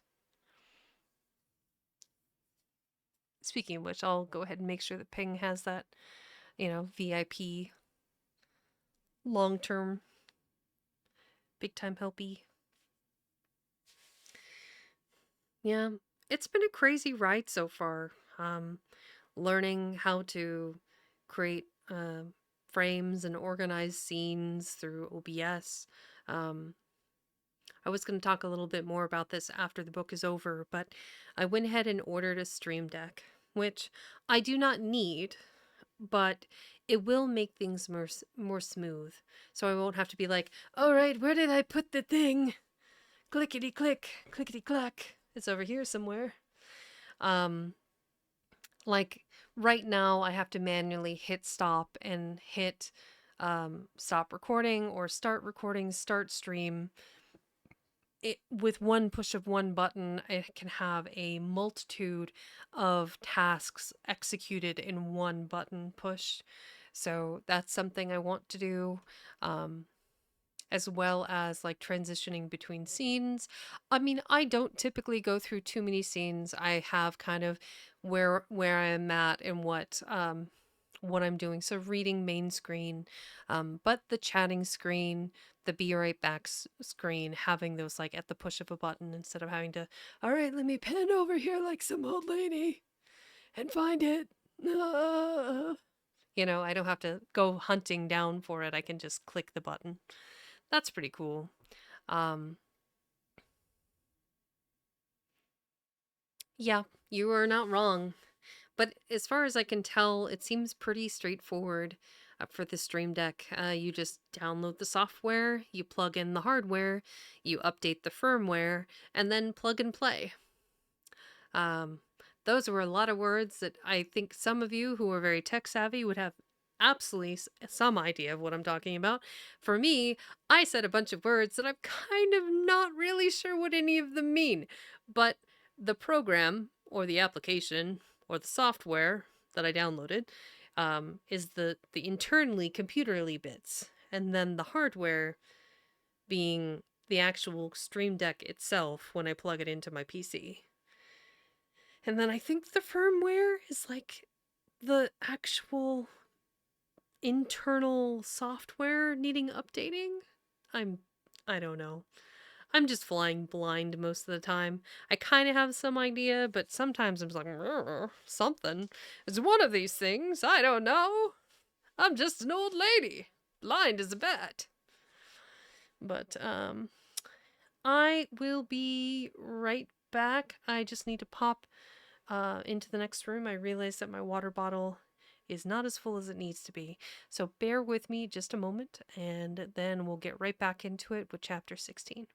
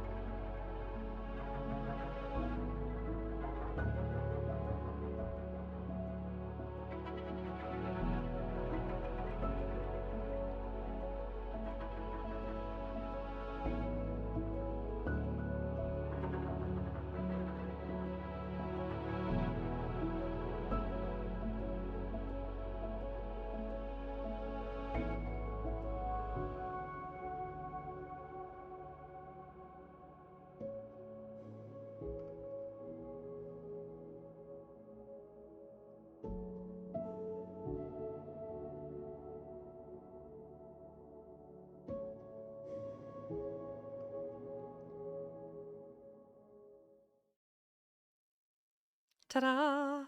See, that didn't take any time at all to fill that up. All right. We are on the second to last chapter here. This is chapter 16, The Return to Home. I'm feeling like melancholic and nostalgic. Oh. Anyway. By 3 bells next morning, they were all stirring their stumps. For there was a big sea running, and Toodles the boatswain was among them, with a rope's end in his hand and chewing tobacco. They all donned pirate clothes cut off at the knee, shaved smartly, and tumbled up, with the true nautical roll, and hitching their trousers. It need not be said who was the captain. Nibs and John were first and second mate. There was a woman aboard. The rest were tars before the mast, and lived in the forecastle? Forecastle? Is that a word? The forecastle. Peter had already lashed himself to the wheel, but he piped all hands and delivered a short address to them, said he hoped they would do their duty like gallant hearties, but that he knew they were the scum of Rio and the Gold Coast. And if they snapped at him, he would tear them. His bluff, strident words struck the note sailors understand, and they cheered him lustily. Then a few sharp orders were given, and they turned the ship round and nosed her for the mainland. Captain Pan calculated, after consulting the ship's chart, that if this weather lasted they should strike the Azores about the 21st of June, after which it would save time to fly.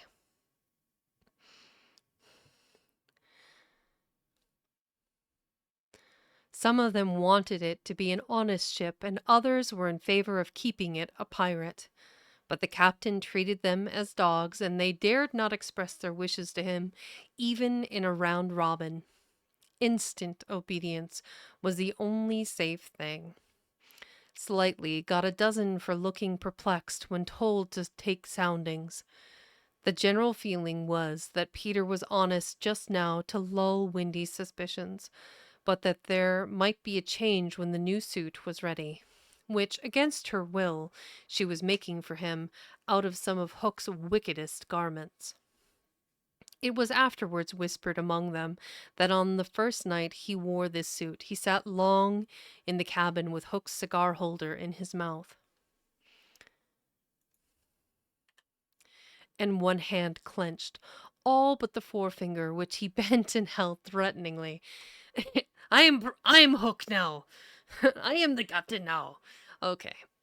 And one hand clenched, all but the forefinger, which he bent and held threateningly aloft like a hook.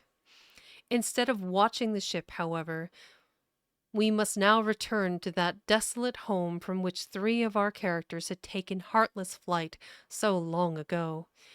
It seems a shame to have neglected number 14 all this time, and yet we may be sure that Mrs. Darling does not blame us. If we had returned sooner to look with sorrowful sympathy at her, she would probably have cried. Don't be silly. What do I matter? Do go back and keep an eye on the children. So long as mothers are like this, their children will take advantage of them, and they may lay to that.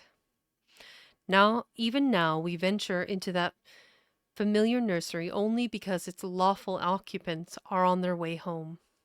We are merely hurrying on in advance of them to see that their beds are properly aired and that Mr. and Mrs. Darling do not go out for the evening. We are no more than servants. Why on earth should their beds be properly aired, seeing that they left them in such a thankless hurry?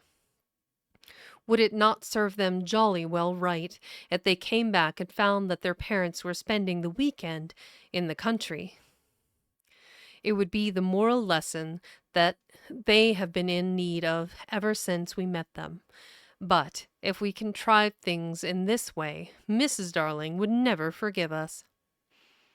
One thing I should like to do immensely, and that is to tell her in the way authors have that the children were coming back. That indeed they will be here on Thursday week. That this would spoil so completely the surprise to which Wendy and John and Michael are looking forward. They have been planning it out on the ship, Mother's rapture, Father's shout of joy, Nana's leap through the air to embrace them first, when what they ought to be preparing for is a good hiding. How delicious to spoil it all by breaking the news in advance, so that when they enter grandly, Mrs. Darling may not even offer Wendy her mouth, and Mr. Darling may exclaim pettishly, "Dash it all, here are those boys again." However, we should get no thanks even for this. We are beginning to know Mrs. Darling by this time, and may be sure that she would upbraid us for depriving the children of their little pleasure. But, my dear madam, it is 10 days till Thursday week, so that by telling you what's what, we can save you 10 days of unhappiness. Yes, but at what cost? But at what a cost? Depriving the children of 10 minutes of delight. Oh, if you look at it in that way. What other way is there in which to look at it? You see, the woman had no proper spirit. I had meant to say extraordinarily nice things about her, but I despise her, and not one of them will I say now. She does not really need to be told to have things ready, for they are ready. All the beds are aired, and she never leaves the house, and observe, the window is open. For all the use we are to her, we might go back to the ship. However, as we are here, we may as well stay and look on. That is all we are, lookers on. Nobody really wants us. So let us watch and say jaggy things in the hope that some of them will hurt. The only change to be seen in the night nursery is that between 9 and 6 the kennel is no longer there. When the children flew away, Mr. Darling felt in his bones that all the blame was his for having chained Nana up, and that from first to last she had been wiser than he. Of course, as we have seen, he was quite a simple man. Indeed, he might have passed for a boy again if he had been able to take his baldness off. But he had also a noble sense of justice, and a lion courage to do what seemed right to him, and having thought the matter out with anxious care for the light of the children, he went down on all fours and crawled into the kennel. To all Mrs. Darling's dear invitations to him to come out, he replied sadly, but firmly, "No, my own one, this is the place for me." In the bitterness of his remorse, he swore that he would never leave the kennel until his children came back. Of course, this was a pity, but whatever Mr. Darling did, he had to do in excess. Otherwise, he soon gave up doing it. And there never was a more humble man than the once proud George Darling, as he sat in the kennel of an evening, talking with his wife of their children and all their pretty ways. Very touching was his deference to Nana. He would not let her come into the kennel, but on all other matters he followed her wishes implicitly. Every morning the kennel was carried with Mr. Darling in it to a cab, which conveyed him to his office. Can you imagine, like, your boss or coworker showing up inside of a dog kennel and just like not even batting an eye, just like, "That's George, just being George again." This is okay. Which conveyed him to his office, and he returned home in the same way at 6. Something of the strength of character of the man will be seen if we remember how sensitive he was to the opinion of neighbors.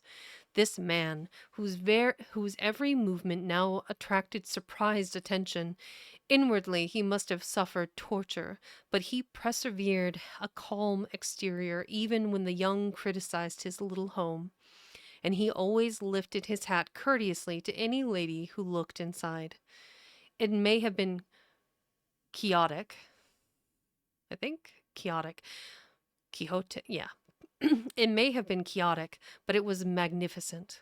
Soon the inward meaning of it leaked out, and the great heart of the public was touched. Crowds followed the cab, cheering it lustily. Charming girls scaled it to get to his autograph. Interviews appeared in the better class of papers, and society invited him to dinner and added, "Do come in the kennel." On that eventful Thursday week, Mrs. Darling was in the night nursery awaiting George's return home, a very sad eyed woman. Now that we look at her closely and remember the gaiety of her in the old days, all gone now just because she has lost her babes, I find I won't be able to say nasty things about her after all. If she was too fond of her rubbishy children, she couldn't help it. Look at her in her chair where she has fallen asleep. The corner of her mouth where one looks first is almost withered up. Her hand moves restlessly on her breast as if she had a pain there. Some like Peter best, and some like Windy best, but I like her best. Suppose to make her happy, we whisper to her in her sleep that the brats are coming back. They are really within 2 miles of the window now and flying strong, but all we need whisper is that they are on the way. Let's. It is a pity we did, for she has started up, calling their names, and there is no one in the room but Nana. "Oh, Nana, I dreamt my dear ones had come back." Nana had filmy eyes, but all she could do was to put her paw gently on her mistress's lap. And they were sitting together thus when the kennel was brought back. As Mr. Darling puts his head out at it to kiss his wife, we see that his face is more worn than of yore, but has a softer expression. He gave his hat to Liza, who took it scornfully, for she had no imagination, and was quite incapable of understanding the motives of such a man. Outside, the crowd who had accompanied the cab home were still cheering, and he was naturally not unmoved. "Listen to them," he said. "It is very gratifying." "Lot of little boys," sneered Liza. "There were several adults today," he assured her with a faint flush. But when she tossed her head, he had not a word of reproof for her. Social success had not spoilt him. It had made him sweeter.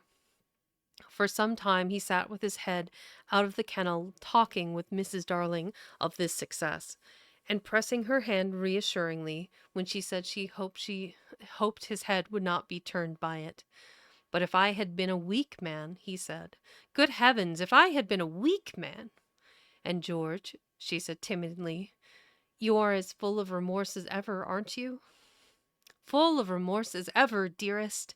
See my punishment, living in a kennel. But it is punishment, isn't it, George? You are sure you are not enjoying it?" "My love." "You may be sure she begged his pardon, and then, feeling drowsy, he curled round in the kennel. 'Won't you play me to sleep,' he asked, 'on the nursery piano?' And as she was crossing to the day nursery, he added thoughtlessly, 'And shut that window, I feel a draught.'" Keeping the window open for the kids to come back. "Oh yeah, shut the window, it's cold in here." Gosh. "And shut that window, I feel a draught. I feel a draught." "Oh, George, never ask me to do that. The window must always be left open for them. Always, always." Now it was his turn to beg her pardon, and she went into the day nursery and played. And soon he was asleep, and while he slept, Windy and John and Michael flew into the room. "Oh no, we have written it so because that was the charming arrangement planned by them before we left the ship. But something must have happened since then, for it is not they who have flown in, it is Peter and Tinker Bell." Peter's first words tell all. "Quick, Tink," he whispered. "Close the window, bar it. That's right. Now you and I must get away by the door, and when Nindy and when Windy comes, she will think her mother has barred her out, and she will have to go back with me." Now I understand what had hitherto puzzled me, why when Peter had exterminated the pirates he did not return to the island and leave Tink to escort the children to the mainland. This trick had been in his head all the time. Instead of feeling that he was behaving badly, he danced with glee. Then he peeped into the day nursery to see who was playing. He whispered to Tink, "It's Wendy's mother. She is a pretty lady, but not so pretty as my mother. Her mouth is full of thimbles, but not so full as my mother's was." Of course, he knew nothing whatever about his mother, but he sometimes bragged about her. He did not know the tune, which was "Home, Sweet Home," but he knew it was saying, "Come back, Wendy, Wendy, Wendy," and he cried exultantly, "You will never see Wendy again, lady, for the window is barred." He peeped in again to see why the music had stopped, and now he saw that Mrs. Darling had laid her head on the box and that 2 tears were sitting on her eyes. "She wants me to unbar the window," thought Peter, "but I won't, not I." He peeped again, and the tears were still there, or another 2 had taken their place. "She's awfully fond of Wendy," he said to himself. He was angry with her now for not seeing why she could not have Wendy. The reason was so simple. "I'm fond of her too. We can't both have her, lady." But the lady would not make the best of it, and he was unhappy. He ceased to look at her, but even then she would not let go of him. He he skipped, blah. Meh. He skipped about and made funny faces. But when he stopped, it was just as if she were inside him, knocking. "Oh, all right," he said at last and gulped. Then he unbarred the window. "Come on. Come on, Tink," he cried, with a frightful sneer at the laws of nature. "We don't want any silly mothers." And he flew away. Thus Wendy and John and Michael found the window open for them after all, which of course is more than they deserved. They alighted on the floor quite unashamed of themselves, and the youngest one, who had already forgotten his home. "John," he said, looking around him doubtfully, "I think I have been here before." "Of course you have, you silly. There is your old bed." "So it is," Michael said, but not with much conviction. "I say," cried John, "the kennel!" And then he dashed across to look into it. "Perhaps Nana's inside it," Wendy said, but John whistled. I don't know if that's going to catch it. "Whoo! Hello," he said. "There's a man inside it." "It's Father!" exclaimed Wendy. "Let me see Father," Michael begged eagerly, and he took a good look. "He is not so big as the pirate I killed," he said with such frank disappointment that I am glad Mr. Darling was asleep. It would have been sad if those had been the first words he heard his little Michael say. Wendy and John had been taken aback somewhat at finding their father in the kennel. "Surely," said John, like one who had lost faith in his memory, "he used not to sleep in the kennel." "John," Wendy said falteringly, "perhaps we don't remember the old life as well as we thought we did." A child fell upon them, and served them right. "It is very careless of mother," said the young scoundrel John, "not to be here when we come back." It was then that Mrs. Darling began playing again. "It's mother!" cried Wendy, peeping. "So it is," said John. "Then are you not really our mother, Wendy?" asked Michael, who was surely sleepy. "Oh dear!" exclaimed Wendy, with her first real twinge of remorse. "It was quite time we came back." "Let us creep in," John suggested, "and put our hands over our eyes." But Wendy, who saw that they must break the joyous news more gently, had a better plan. "Let us all slip into our beds, and be there when she comes in, just as if we had never been away." "Ay-ya! Why would you do that? That's so dirty, Wendy." It's like, "Oh, we're gonna pretend like we never left and we're just gonna crawl back into bed." No. It's like, how absurd. You've been missing for who knows how long. It's absurd. And so, when Mrs. Darling went back to the night nursery to see if her husband was asleep, all the beds were occupied. The children waited for her cry of joy, but it did not come. She saw them, but she did not believe they were there, you see. She saw them in their beds so often in her dreams that she thought this was just the dream hanging around her still. They could not understand this. I'm sorry. She sat down in the chair by the fire where in the old days she had nursed them. They could not understand this, and a cold fear fell upon all three of them. All the three of them. Mother, Wendy cried. That's Wendy, she said, but still she was sure it was the dream. Mother, that's John, she said. Mother, cried Michael. He knew her now.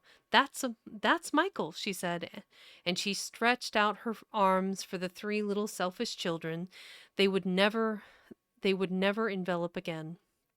Yes, they did. They went round Wendy and John and Michael, who had slipped out of bed and run to her. George, George, she cried when she could speak, and Mr. Darling woke to share her bliss. And Nana came rushing in. There could not have been a lovelier sight, but there was none to see it except a little boy who was staring in at the window. He had ecstasies innumerable that other children can never know, but he was looking through the window at the one joy from which he must be forever barred. Oh, buddy. Peter. That's so sad.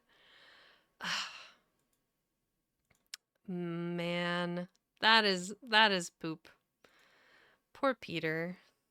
Forever barred from knowing a mother's love. Oh no. That's harsh. But yeah, poor Peter. Poor kids.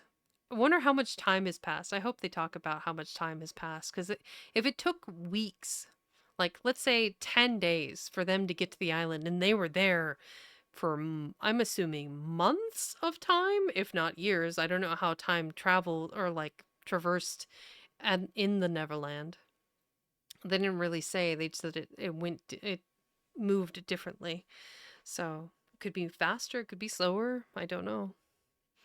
But I am due for another um, ad break. So I'm going to go ahead and do that right now. And then we'll read the last chapter and then we'll have our wrap up and final thoughts about the book. So bear with me a minute. Let's switch over to here.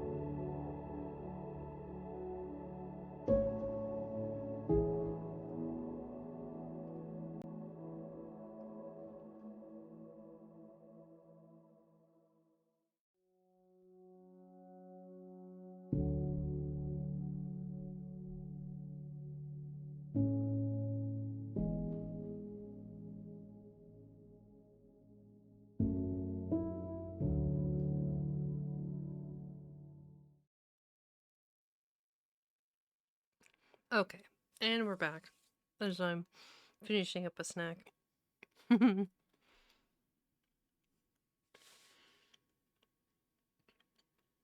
But yes, Val and I will be testing the Stream Deck pretty vigorously. I want to make sure that everything's synced up, that all of the buttons work as they're intended.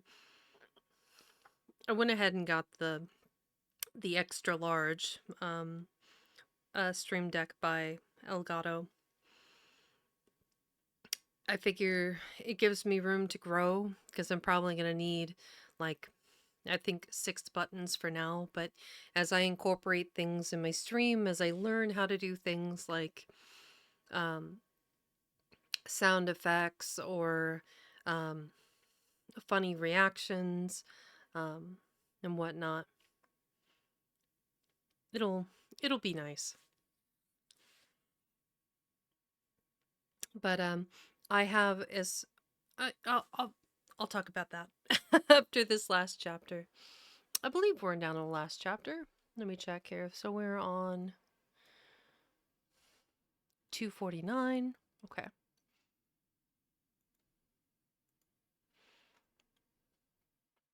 There's some really beautiful art in this book through the whole thing. Okay, so yep, we are on the last chapter. Okay.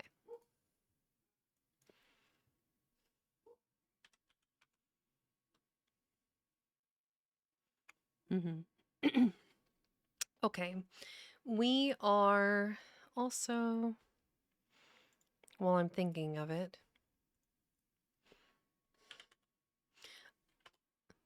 I'm not entirely sure that it plays the song that I have as my outro all the time. It's kind of annoying. um,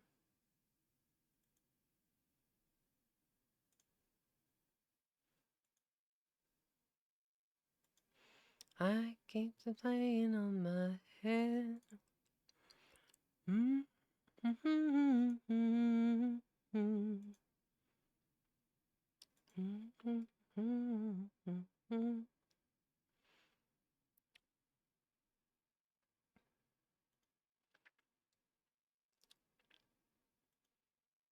Nope, that's not what I want.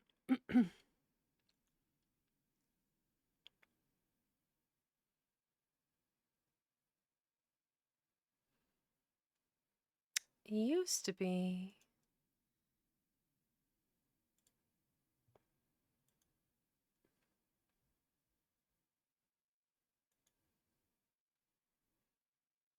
Ah, I can't figure it out. I will figure that out at a later date. Um, the song is Raindrops. I can tell you that much. It's a really nice outro song. Um, so it is Raindrops by Simon Fulwar, and it's also from Upbeat. It's been really nice using the Upbeat music because it is open source licensing. So any streamer can grab music from their website and use it, and it won't trigger copyright infringement like it on Twitch or YouTube or any of the streaming services, which I think is really useful. Because I'm always concerned. I don't want to get like canceled by Twitch or YouTube because I'm using um, the wrong music, which is one of the reasons I'm specifically focused on classic literature. It's so that way I can continue to do what I love, which is share stories and books and poetry with people and not get my wrist slapped by the copyright government. So, anyway.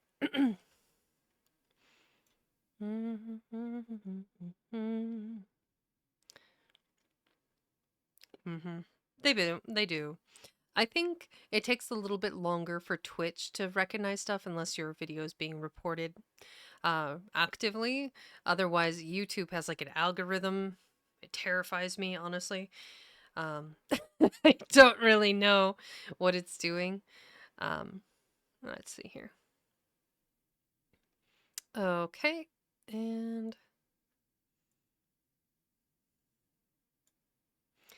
All right. We are on to the final chapter of Peter Pan, or Peter and Wendy, as it was called in the golden times of 1911, I believe. Chapter 17, When Wendy Grew Up. I hope you want to know what became of the other boys. They were waiting below to give Wendy time to explain about them, and when they had counted 500, they went up. They went up by the stair because they thought this would make a better impression.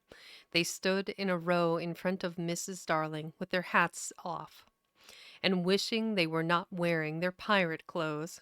They said nothing, but their eyes asked her to have them.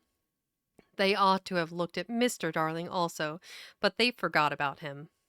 Of course, Mrs. Darling said at once that she would have them, but Mr. Darling was curiously depressed, and they saw that he considered 6 a rather large number.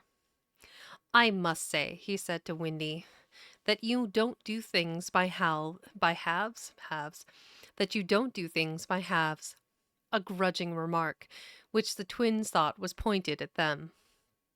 The first twin was the proud one, and he asked, flushing, "Do you think we should be too much of a handful, sir? Because if so, we can go away." "Father!" Wendy cried, shocked, but still the cloud was on him. He knew he was behaving unworthily, yeah, behaving unworthily, but he could not help it. "We could lie doubled up," said Nibs. "I always cut their hair myself," said Wendy. "George!" Mrs. Darling exclaimed, pained to see her dear one showing himself in such an unfavorable light. Then he burst into tears, and the truth came out. He was as glad to have them as she was, he said, but he thought they should have asked his consent as well as hers, instead of treating him as a cipher in his own house. "I don't think he is a cipher," Toodles cried instantly. "Do you think he is a cipher, Curly?" "Toodles, you always start this." Toodles cried instantly. "Do you think he is a cipher, Curly?" "Do you think he's a cipher, Curly?" If it ever... Oh, I made it mad. Okay, here we go. "No, I don't. Do you think he is a cipher, Slightly?" "Rather not. Twin, what do you think?" It turned out that not one of them thought him a cipher, and he was absurdly gratified, and said he would find space for them all in the drawing room if they fitted in. "We'll fit in, sir," they assured him. "Then follow the leader," he cried gaily. "Mind you, I am not sure that we have a drawing room, but we pretend we have, and it's all the same. Hoopla!" He went off dancing through the house, and they all cried "Hoopla!" and danced after him, searching for the drawing room, and I forgot whether they found it. But at any rate they found corners, and they all fitted in. As for Peter, he saw Wendy once again before he flew away.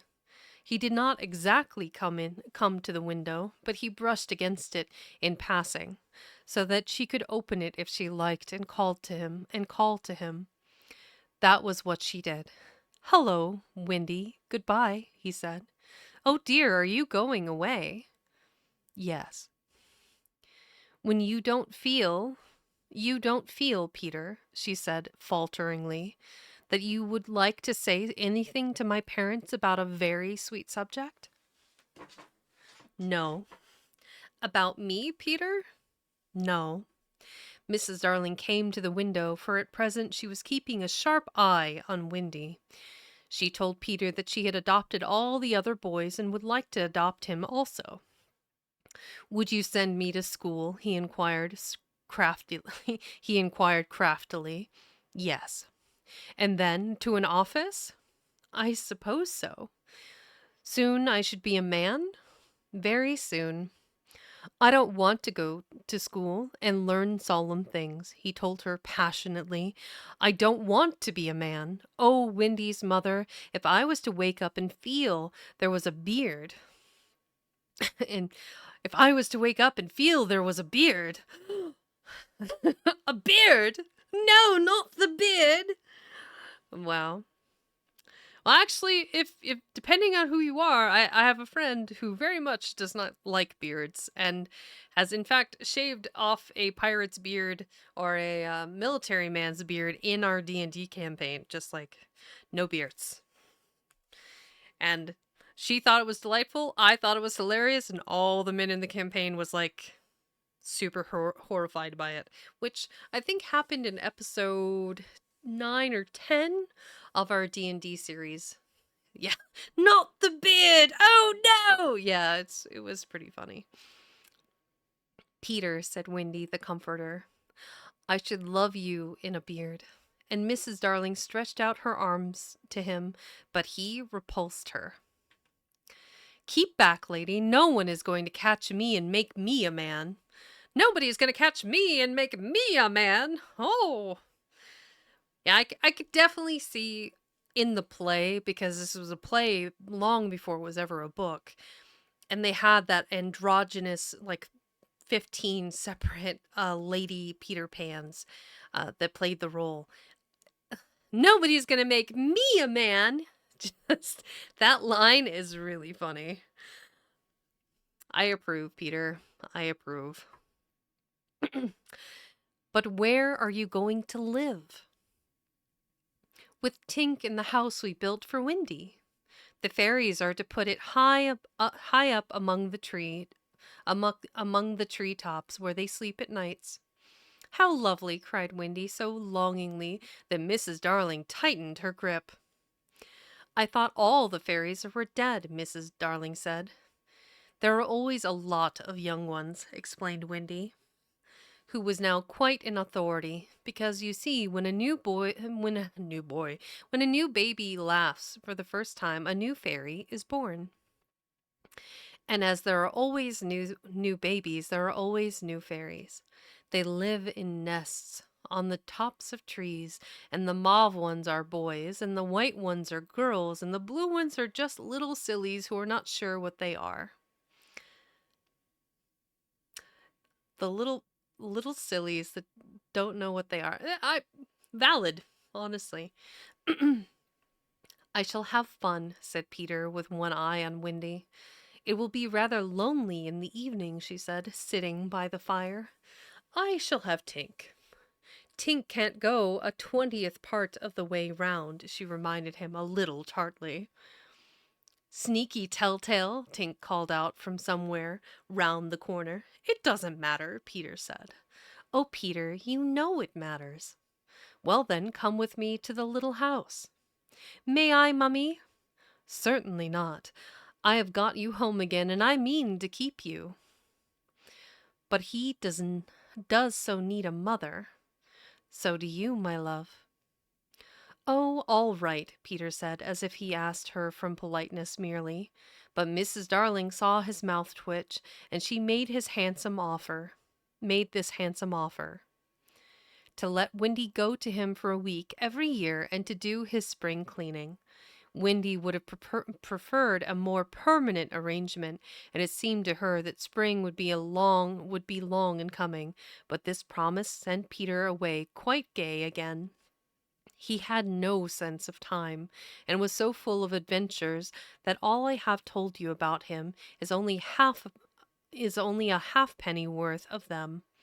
I suppose it was because Wendy knew this was her last words to him, that her last words to him were these rather plaintive ones.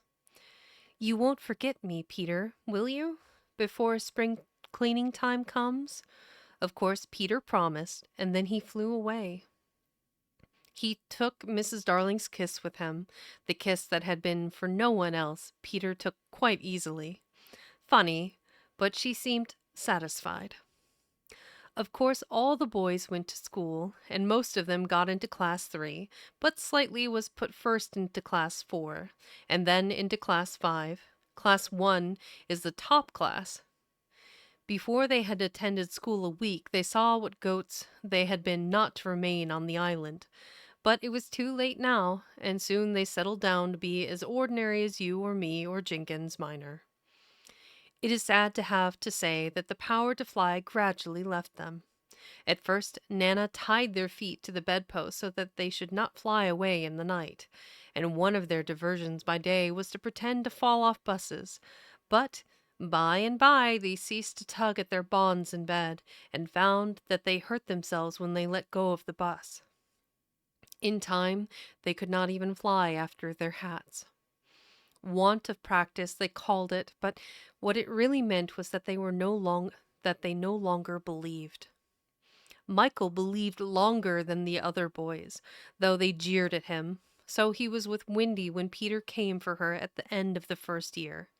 She flew away with Peter in the frock she had woven from leaves and berries in the Neverland. And her one fear was that he might notice how short it had become, but he never noticed. He had so much to say about himself. She had looked forward to thrilling talks with him about old times, but new adventures had crowded the old ones from his mind. "Who is Captain Hook?" he asked, with interest when she spoke of the arch enemy.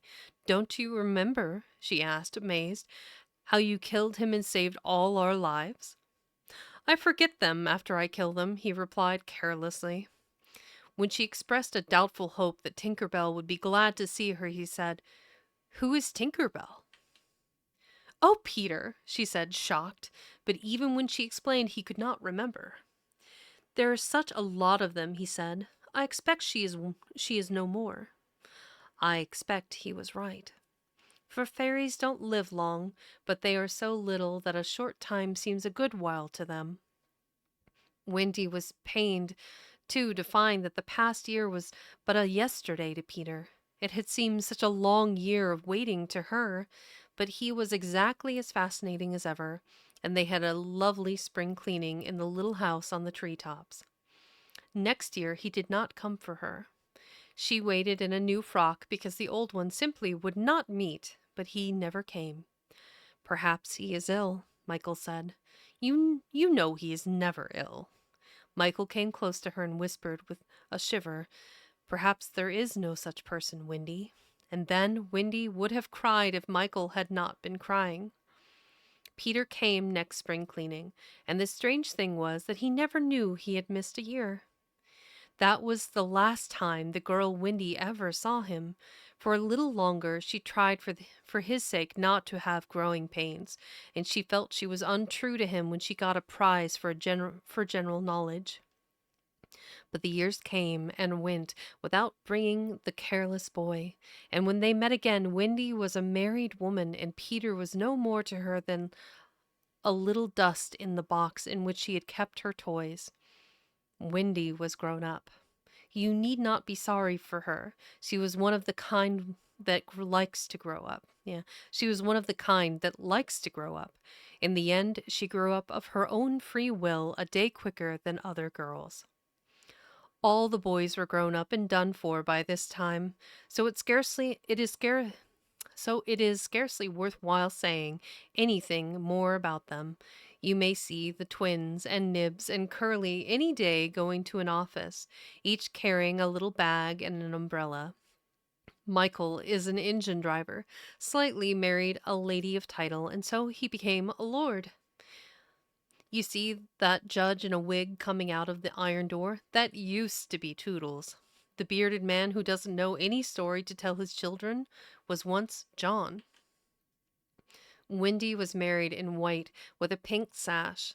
It is strange to think that Peter did not alight in the church and forbid the banns. Years rolled on again, and Wendy had a daughter. This ought not to be written in ink, but in golden splash.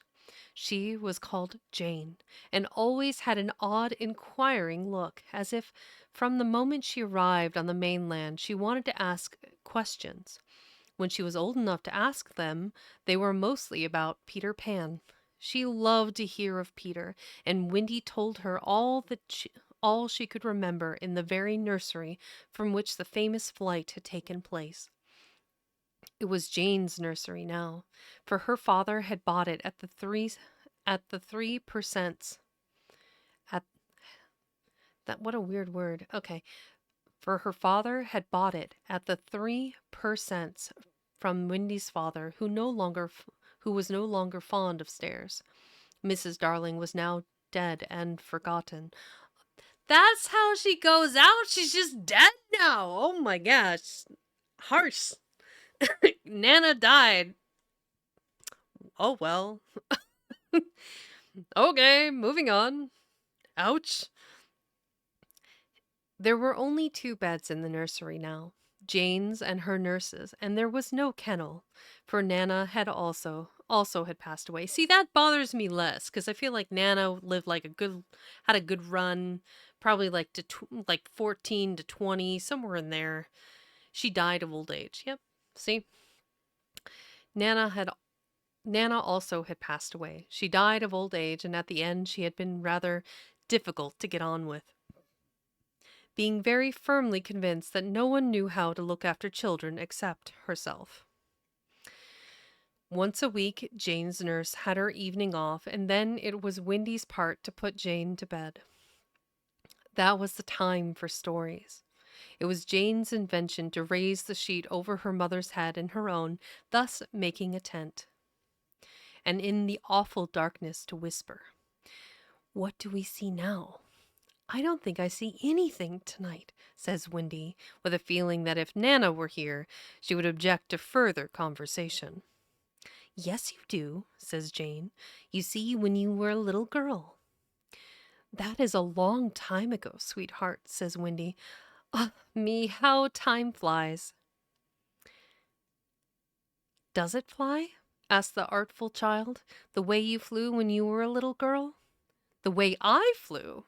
Do you know, Jane, I sometimes wonder ever whether I ever did really fly." "Yes, you did. The dear old days when I could fly." "Why can't you fly now, mother?" "Because I am grown up, dearest. When people grow up, they forget the way."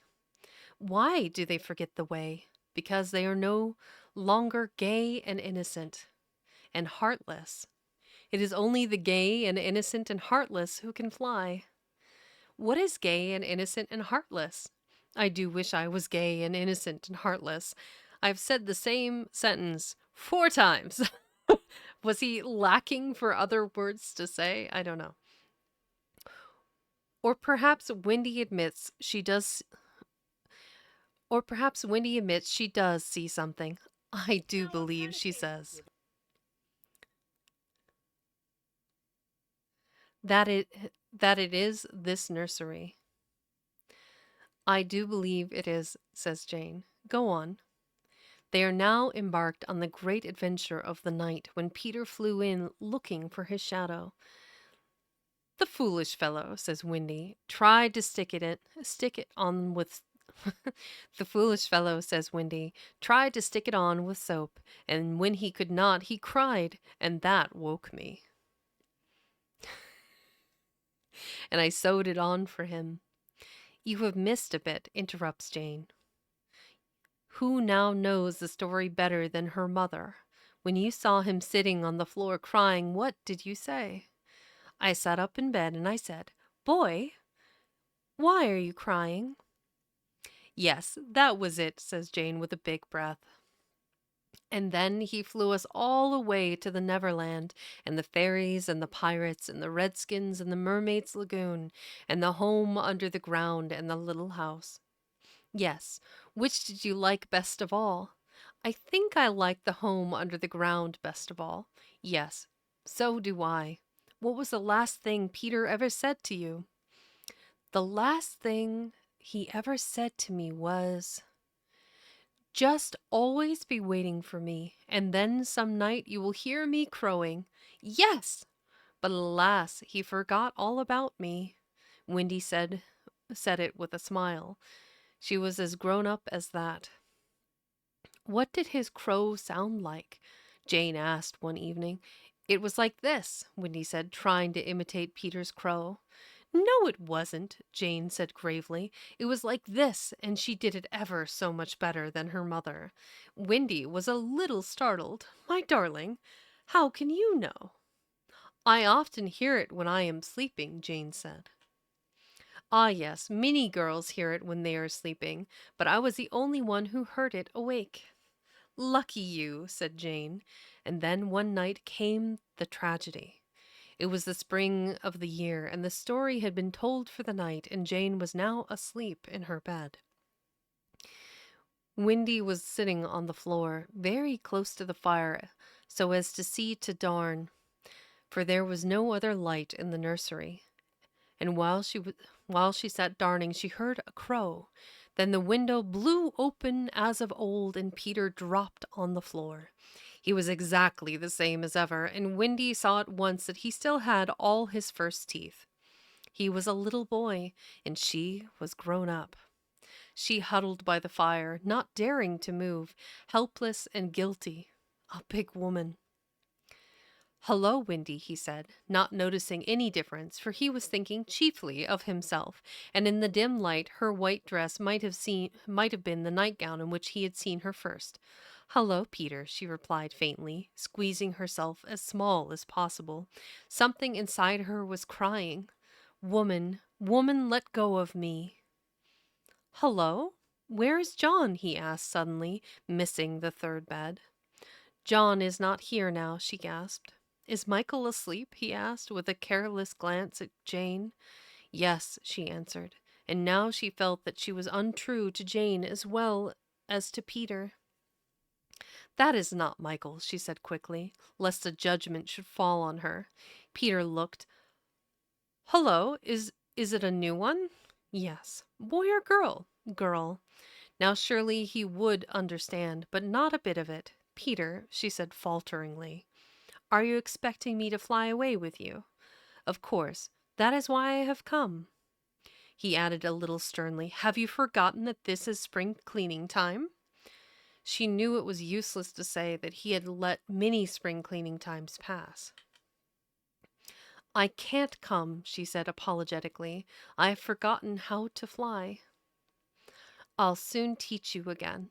Oh, Peter, don't waste the fairy dust on me. She had risen, and now at last a fear assailed him. What is it? He cried, shrinking. I will turn up the light, she said, and then you can see for yourself. For almost the only time in his life that I know of, Peter was afraid. Don't turn up the light, he cried. She let her hands play in the hair of the tragic boy. She was not a little girl heartbroken about him. She was a grown woman smiling at it all, but they were wet smiles. Then she turned up the light, and Peter saw. He gave a cry of pain, and when the tall, beautiful creature stooped to lift him in her arms, he drew back sharply. What is it? He cried again. She had to tell him.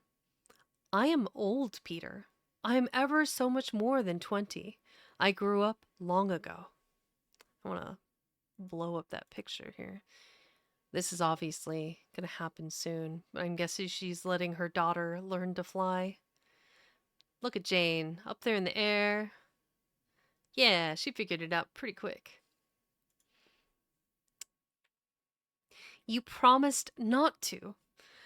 I couldn't help it. I am a married woman, Peter. No, you're not. Yes, and the little girl in the bed is my baby. No, she's not. But he supposed she was. And he took a step towards the sleeping child with his fist upraised. Of course he did not strike her. He sat down on the floor and sobbed, and Windy did not know how to comfort him, though she could have done it so easily once. She was only a woman now, and she ran out of the room to try to think. Peter continued to cry, and soon his sobs woke Jane. She sat up in bed and was interested at once. Boy, she said, why are you crying? Peter rose and bowed to her, and she bowed to him from the bed. Hello, he said. Hello, said Jane. My name is Peter Pan, he told her. Yes, I know. I came back for my mother. To take her, he explained, to take her to the Neverland. Yes, I know, Jane said. I've been waiting for you. I have?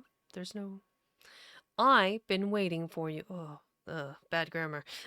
Just, I've been waiting for you.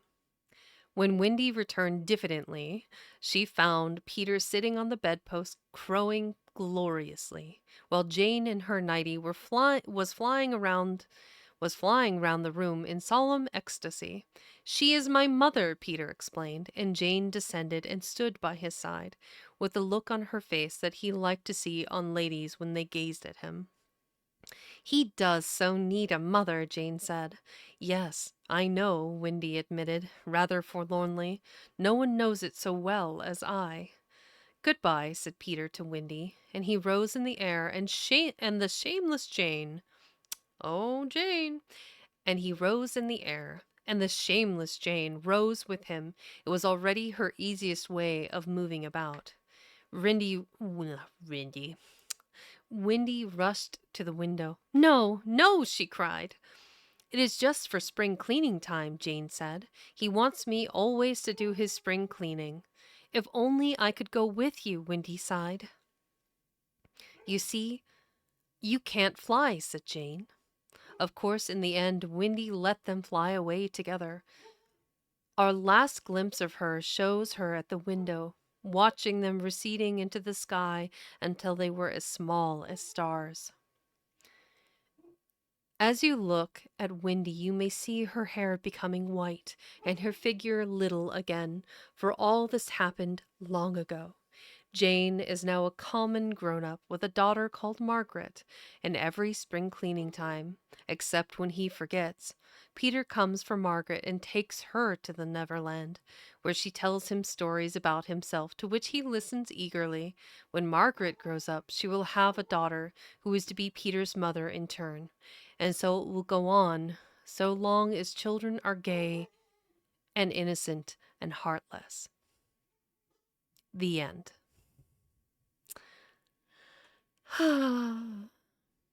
As long as children are gay and innocent and heartless, may all the children be gay and innocent and heartless. Why heartless? Like of all the like various words to describe children, why heartless? I mean, I feel like heartful is more accurate because like children love easier for the most part. You know, they don't crave violence. Yeah, all the gayness. I support it. But let me switch over to makes sure everything is working as it's intended, and we'll go kabam with the leaves. Huzzah! If it'll ever load. Hello? Come on. Huh. There I am. Ha-da! There we go. Okay. So, yeah, I don't know. That was kind of an interesting word choice by Barrie. I don't know why he chose that over, say, so we have gay,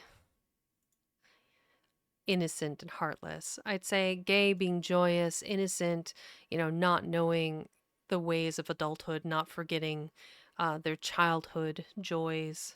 Um, but heartless? I don't know what he was thinking there. That was an interesting word choice.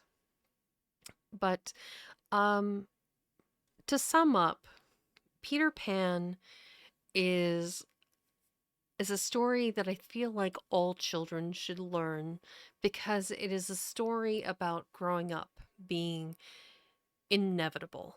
Now, I think this idea that holding on to that childlike innocence, holding on to um, that childlike gaiety is wonderful, but there's a time and a place for it.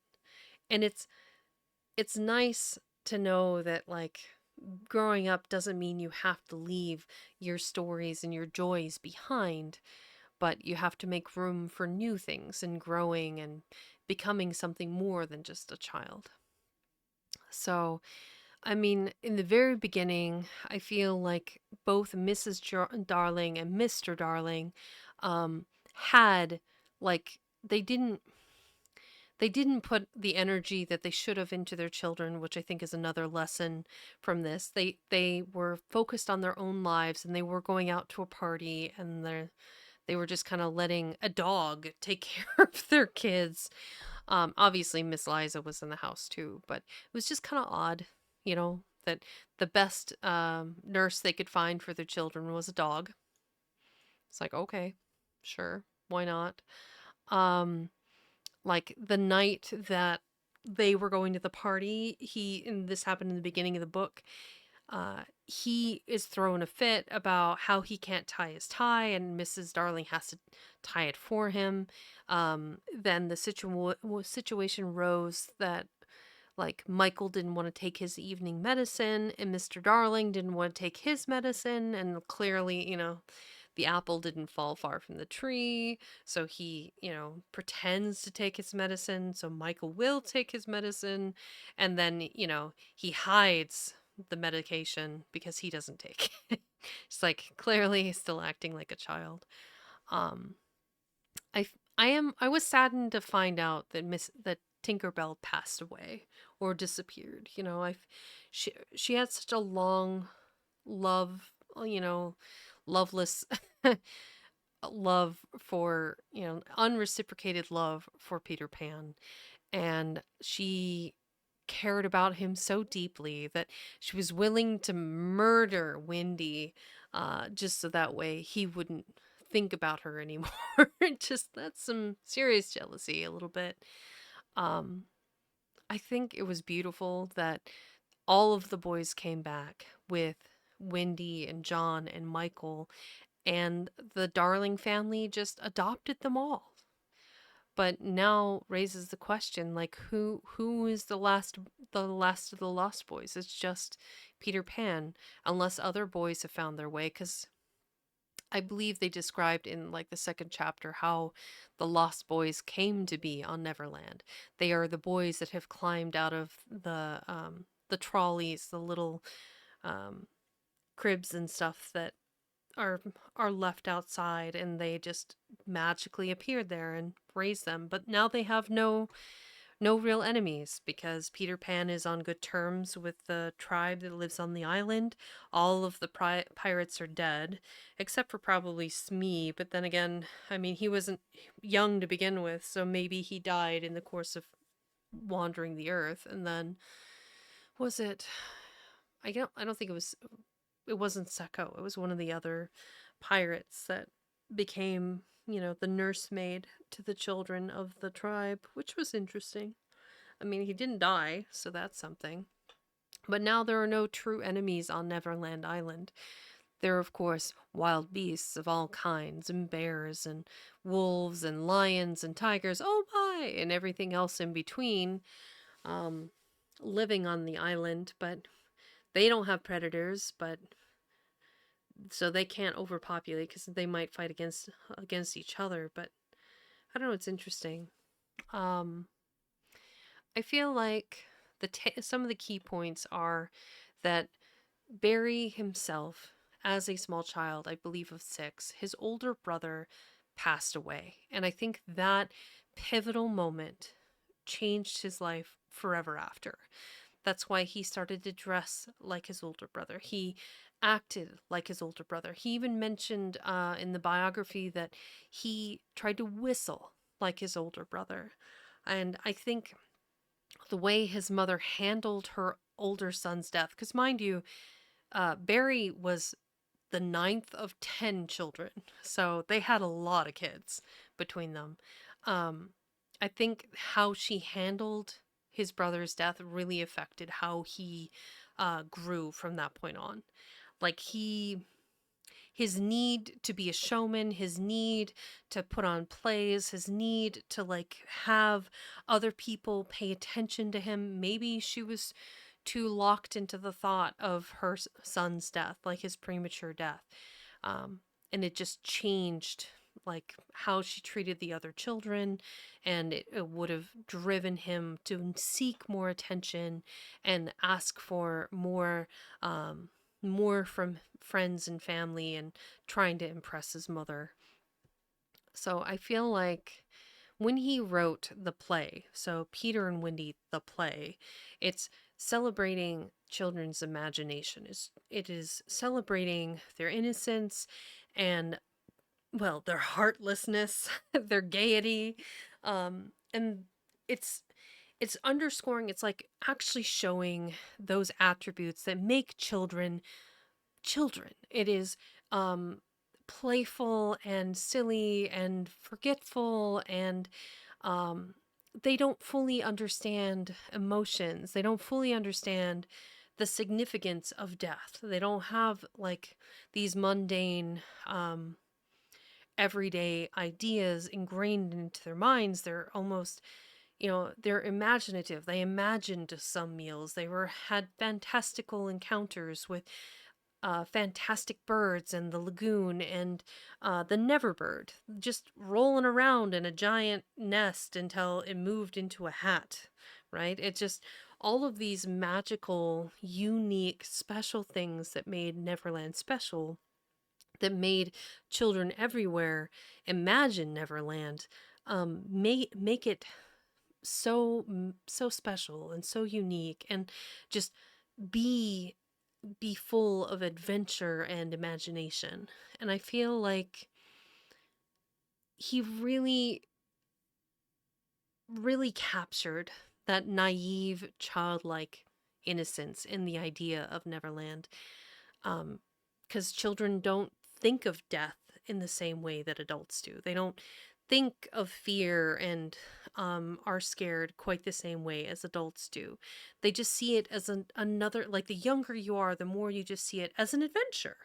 It's why kids like climb up trees and fall out of them. It's why kids like, oh, I'm going to race down this hill on my bicycle, because any sane adult would be like, that's going to be a nope from me, fam. you know, it's it's this beautiful, magical childhood that I think he captured in the play and then transcribed into the book. So it's kind of interesting to see how far he came from where he started to where he's at now, you know? Uh Let me think here. I guess that's kind of it for my final thoughts on the book. It was beautiful. It was whimsical. It was fun. It was silly. A little bit questionable racism.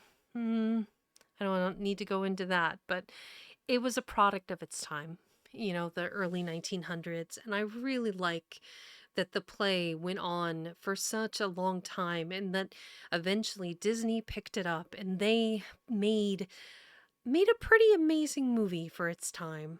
The Peter Pan that they portrayed was clearly much older, and I feel like Wendy was, older than portrayed.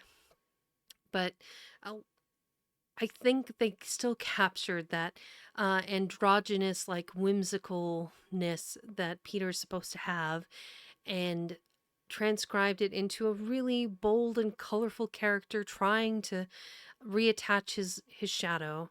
I think in the book, the way they portray the shadow, it has no life of its own. Whereas in the movie, it was its own independent thing that was trying to get away from Peter, which I think kind of was a fun spin on the idea. Um, but yeah, it was a good book. I'm glad I read this one. I'm looking forward to the next book too that was suggested, and giving that a read starting on Friday potentially. Now, TMI, my mom called me and said, "Hey, I have this device, technology, I don't know what it is, that's going to be delivered on Friday, and I need you to help me set it up and set up the password." So I think she has a new router or something. So I don't think I'm going to be here at my usual time on Friday. And so what I think I might do is postpone until either later Friday evening, which will probably be earlier um, Saturday morning for you European folks. Um, but I don't think I'm going to be home until maybe 6 or 7 my time, which is like 10 or 11 p.m. Um, East Coast time. So it'll be kind of late, but I want to get started on. Yeah. Yeah, I don't know. I don't know what it is, so I don't know how involved it's going to be. If it's something simple, I can read some instructions and I just need to plug and play. It won't be that bad. So, but we'll see. I'll tell you guys all about it once I do it.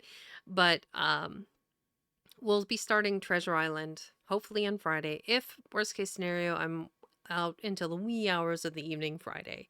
I will be starting it on Sunday. But in the meantime, some of the updates and things that are kind of going on. Like I said earlier, I got a Stream Deck coming. I am uh, going to be setting that up and going through that process. I'm in the conversation with a couple of different artists on some different projects. If you haven't noticed, we have new channel points. If you haven't seen them yet, they are books. We also added a couple of more sound effects and stuff like that. I can have up to 30 of the sound effects, and I think I'm going to add about a dozen more. Just fun things like I honestly feel free to send me suggestions. I don't know what else I want to add. I just want something fun and playful, and I want to keep the points low in cost, so that way anybody who's sitting here watching doesn't have to spend an arm and a leg. You guys are already doing plenty by just sitting here listening to me ramble.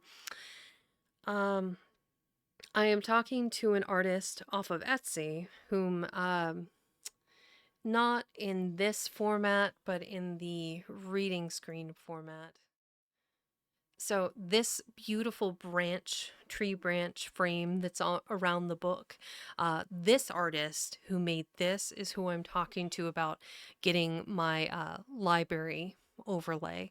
So he's got a couple of other things that I've picked up, a spring frame, a summer frame. He just completed the winter frame, and I'm going to incorporate those. And eventually he's going to do my book frame. So we are in talks about getting that set up. So I'm pretty excited about it. So I'll have a transition screen of a book flipping open. I'll have a book frame. I'm probably going to do two different book frames. It'll depend on the book. So it'll be like if you look at this book, so this is an aged book and it's kind of that creamier color. He is going to do a couple of different versions of the book in different papers. So it'll be like a yellowed paper from really old book, this kind of creamier mid-tone, and then like a bright white of crispy books. Crispy. I don't know why I call new books crispy, but I do. But let me go back over here. So I'm pretty excited to work on all these projects, and it seems like a lot. Like I feel like I'm, you know, on a fast track train just going like 80 miles an hour sometimes, but I've learned so much from the beginning to where I am now. I've incorporated all of these little details, and um my community, you guys are here and you're listening to me and listening to me tell stories, which I love to do.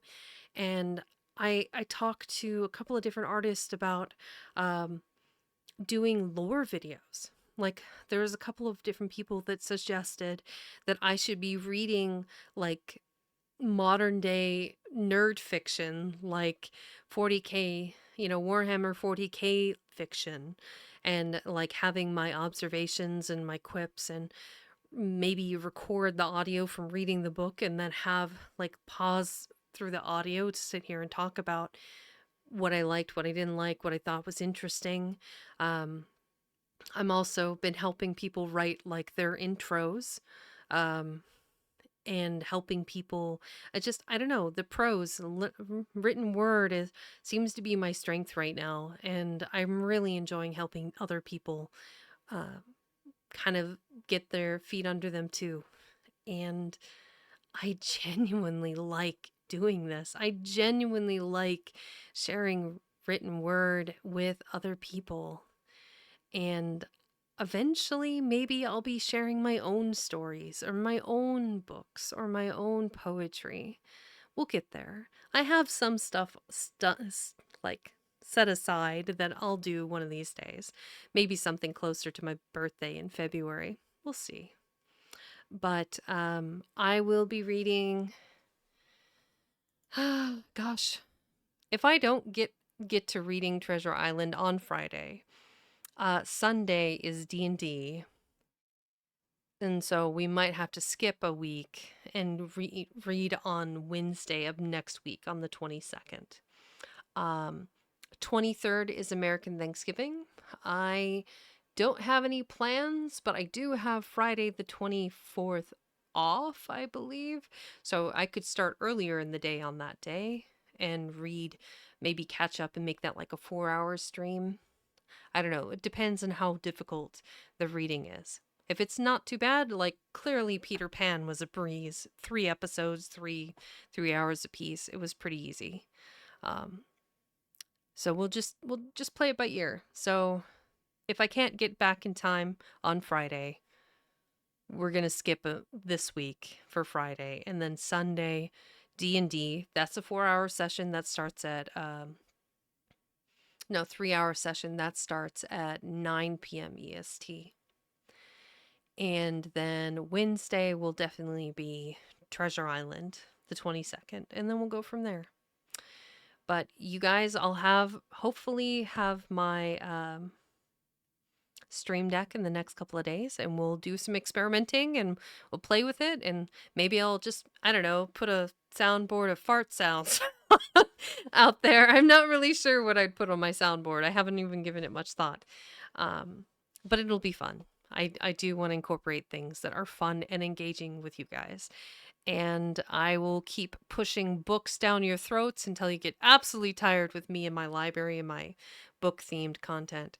So tell your friends, like Magnus, Rosie. I appreciate both of you guys coming by.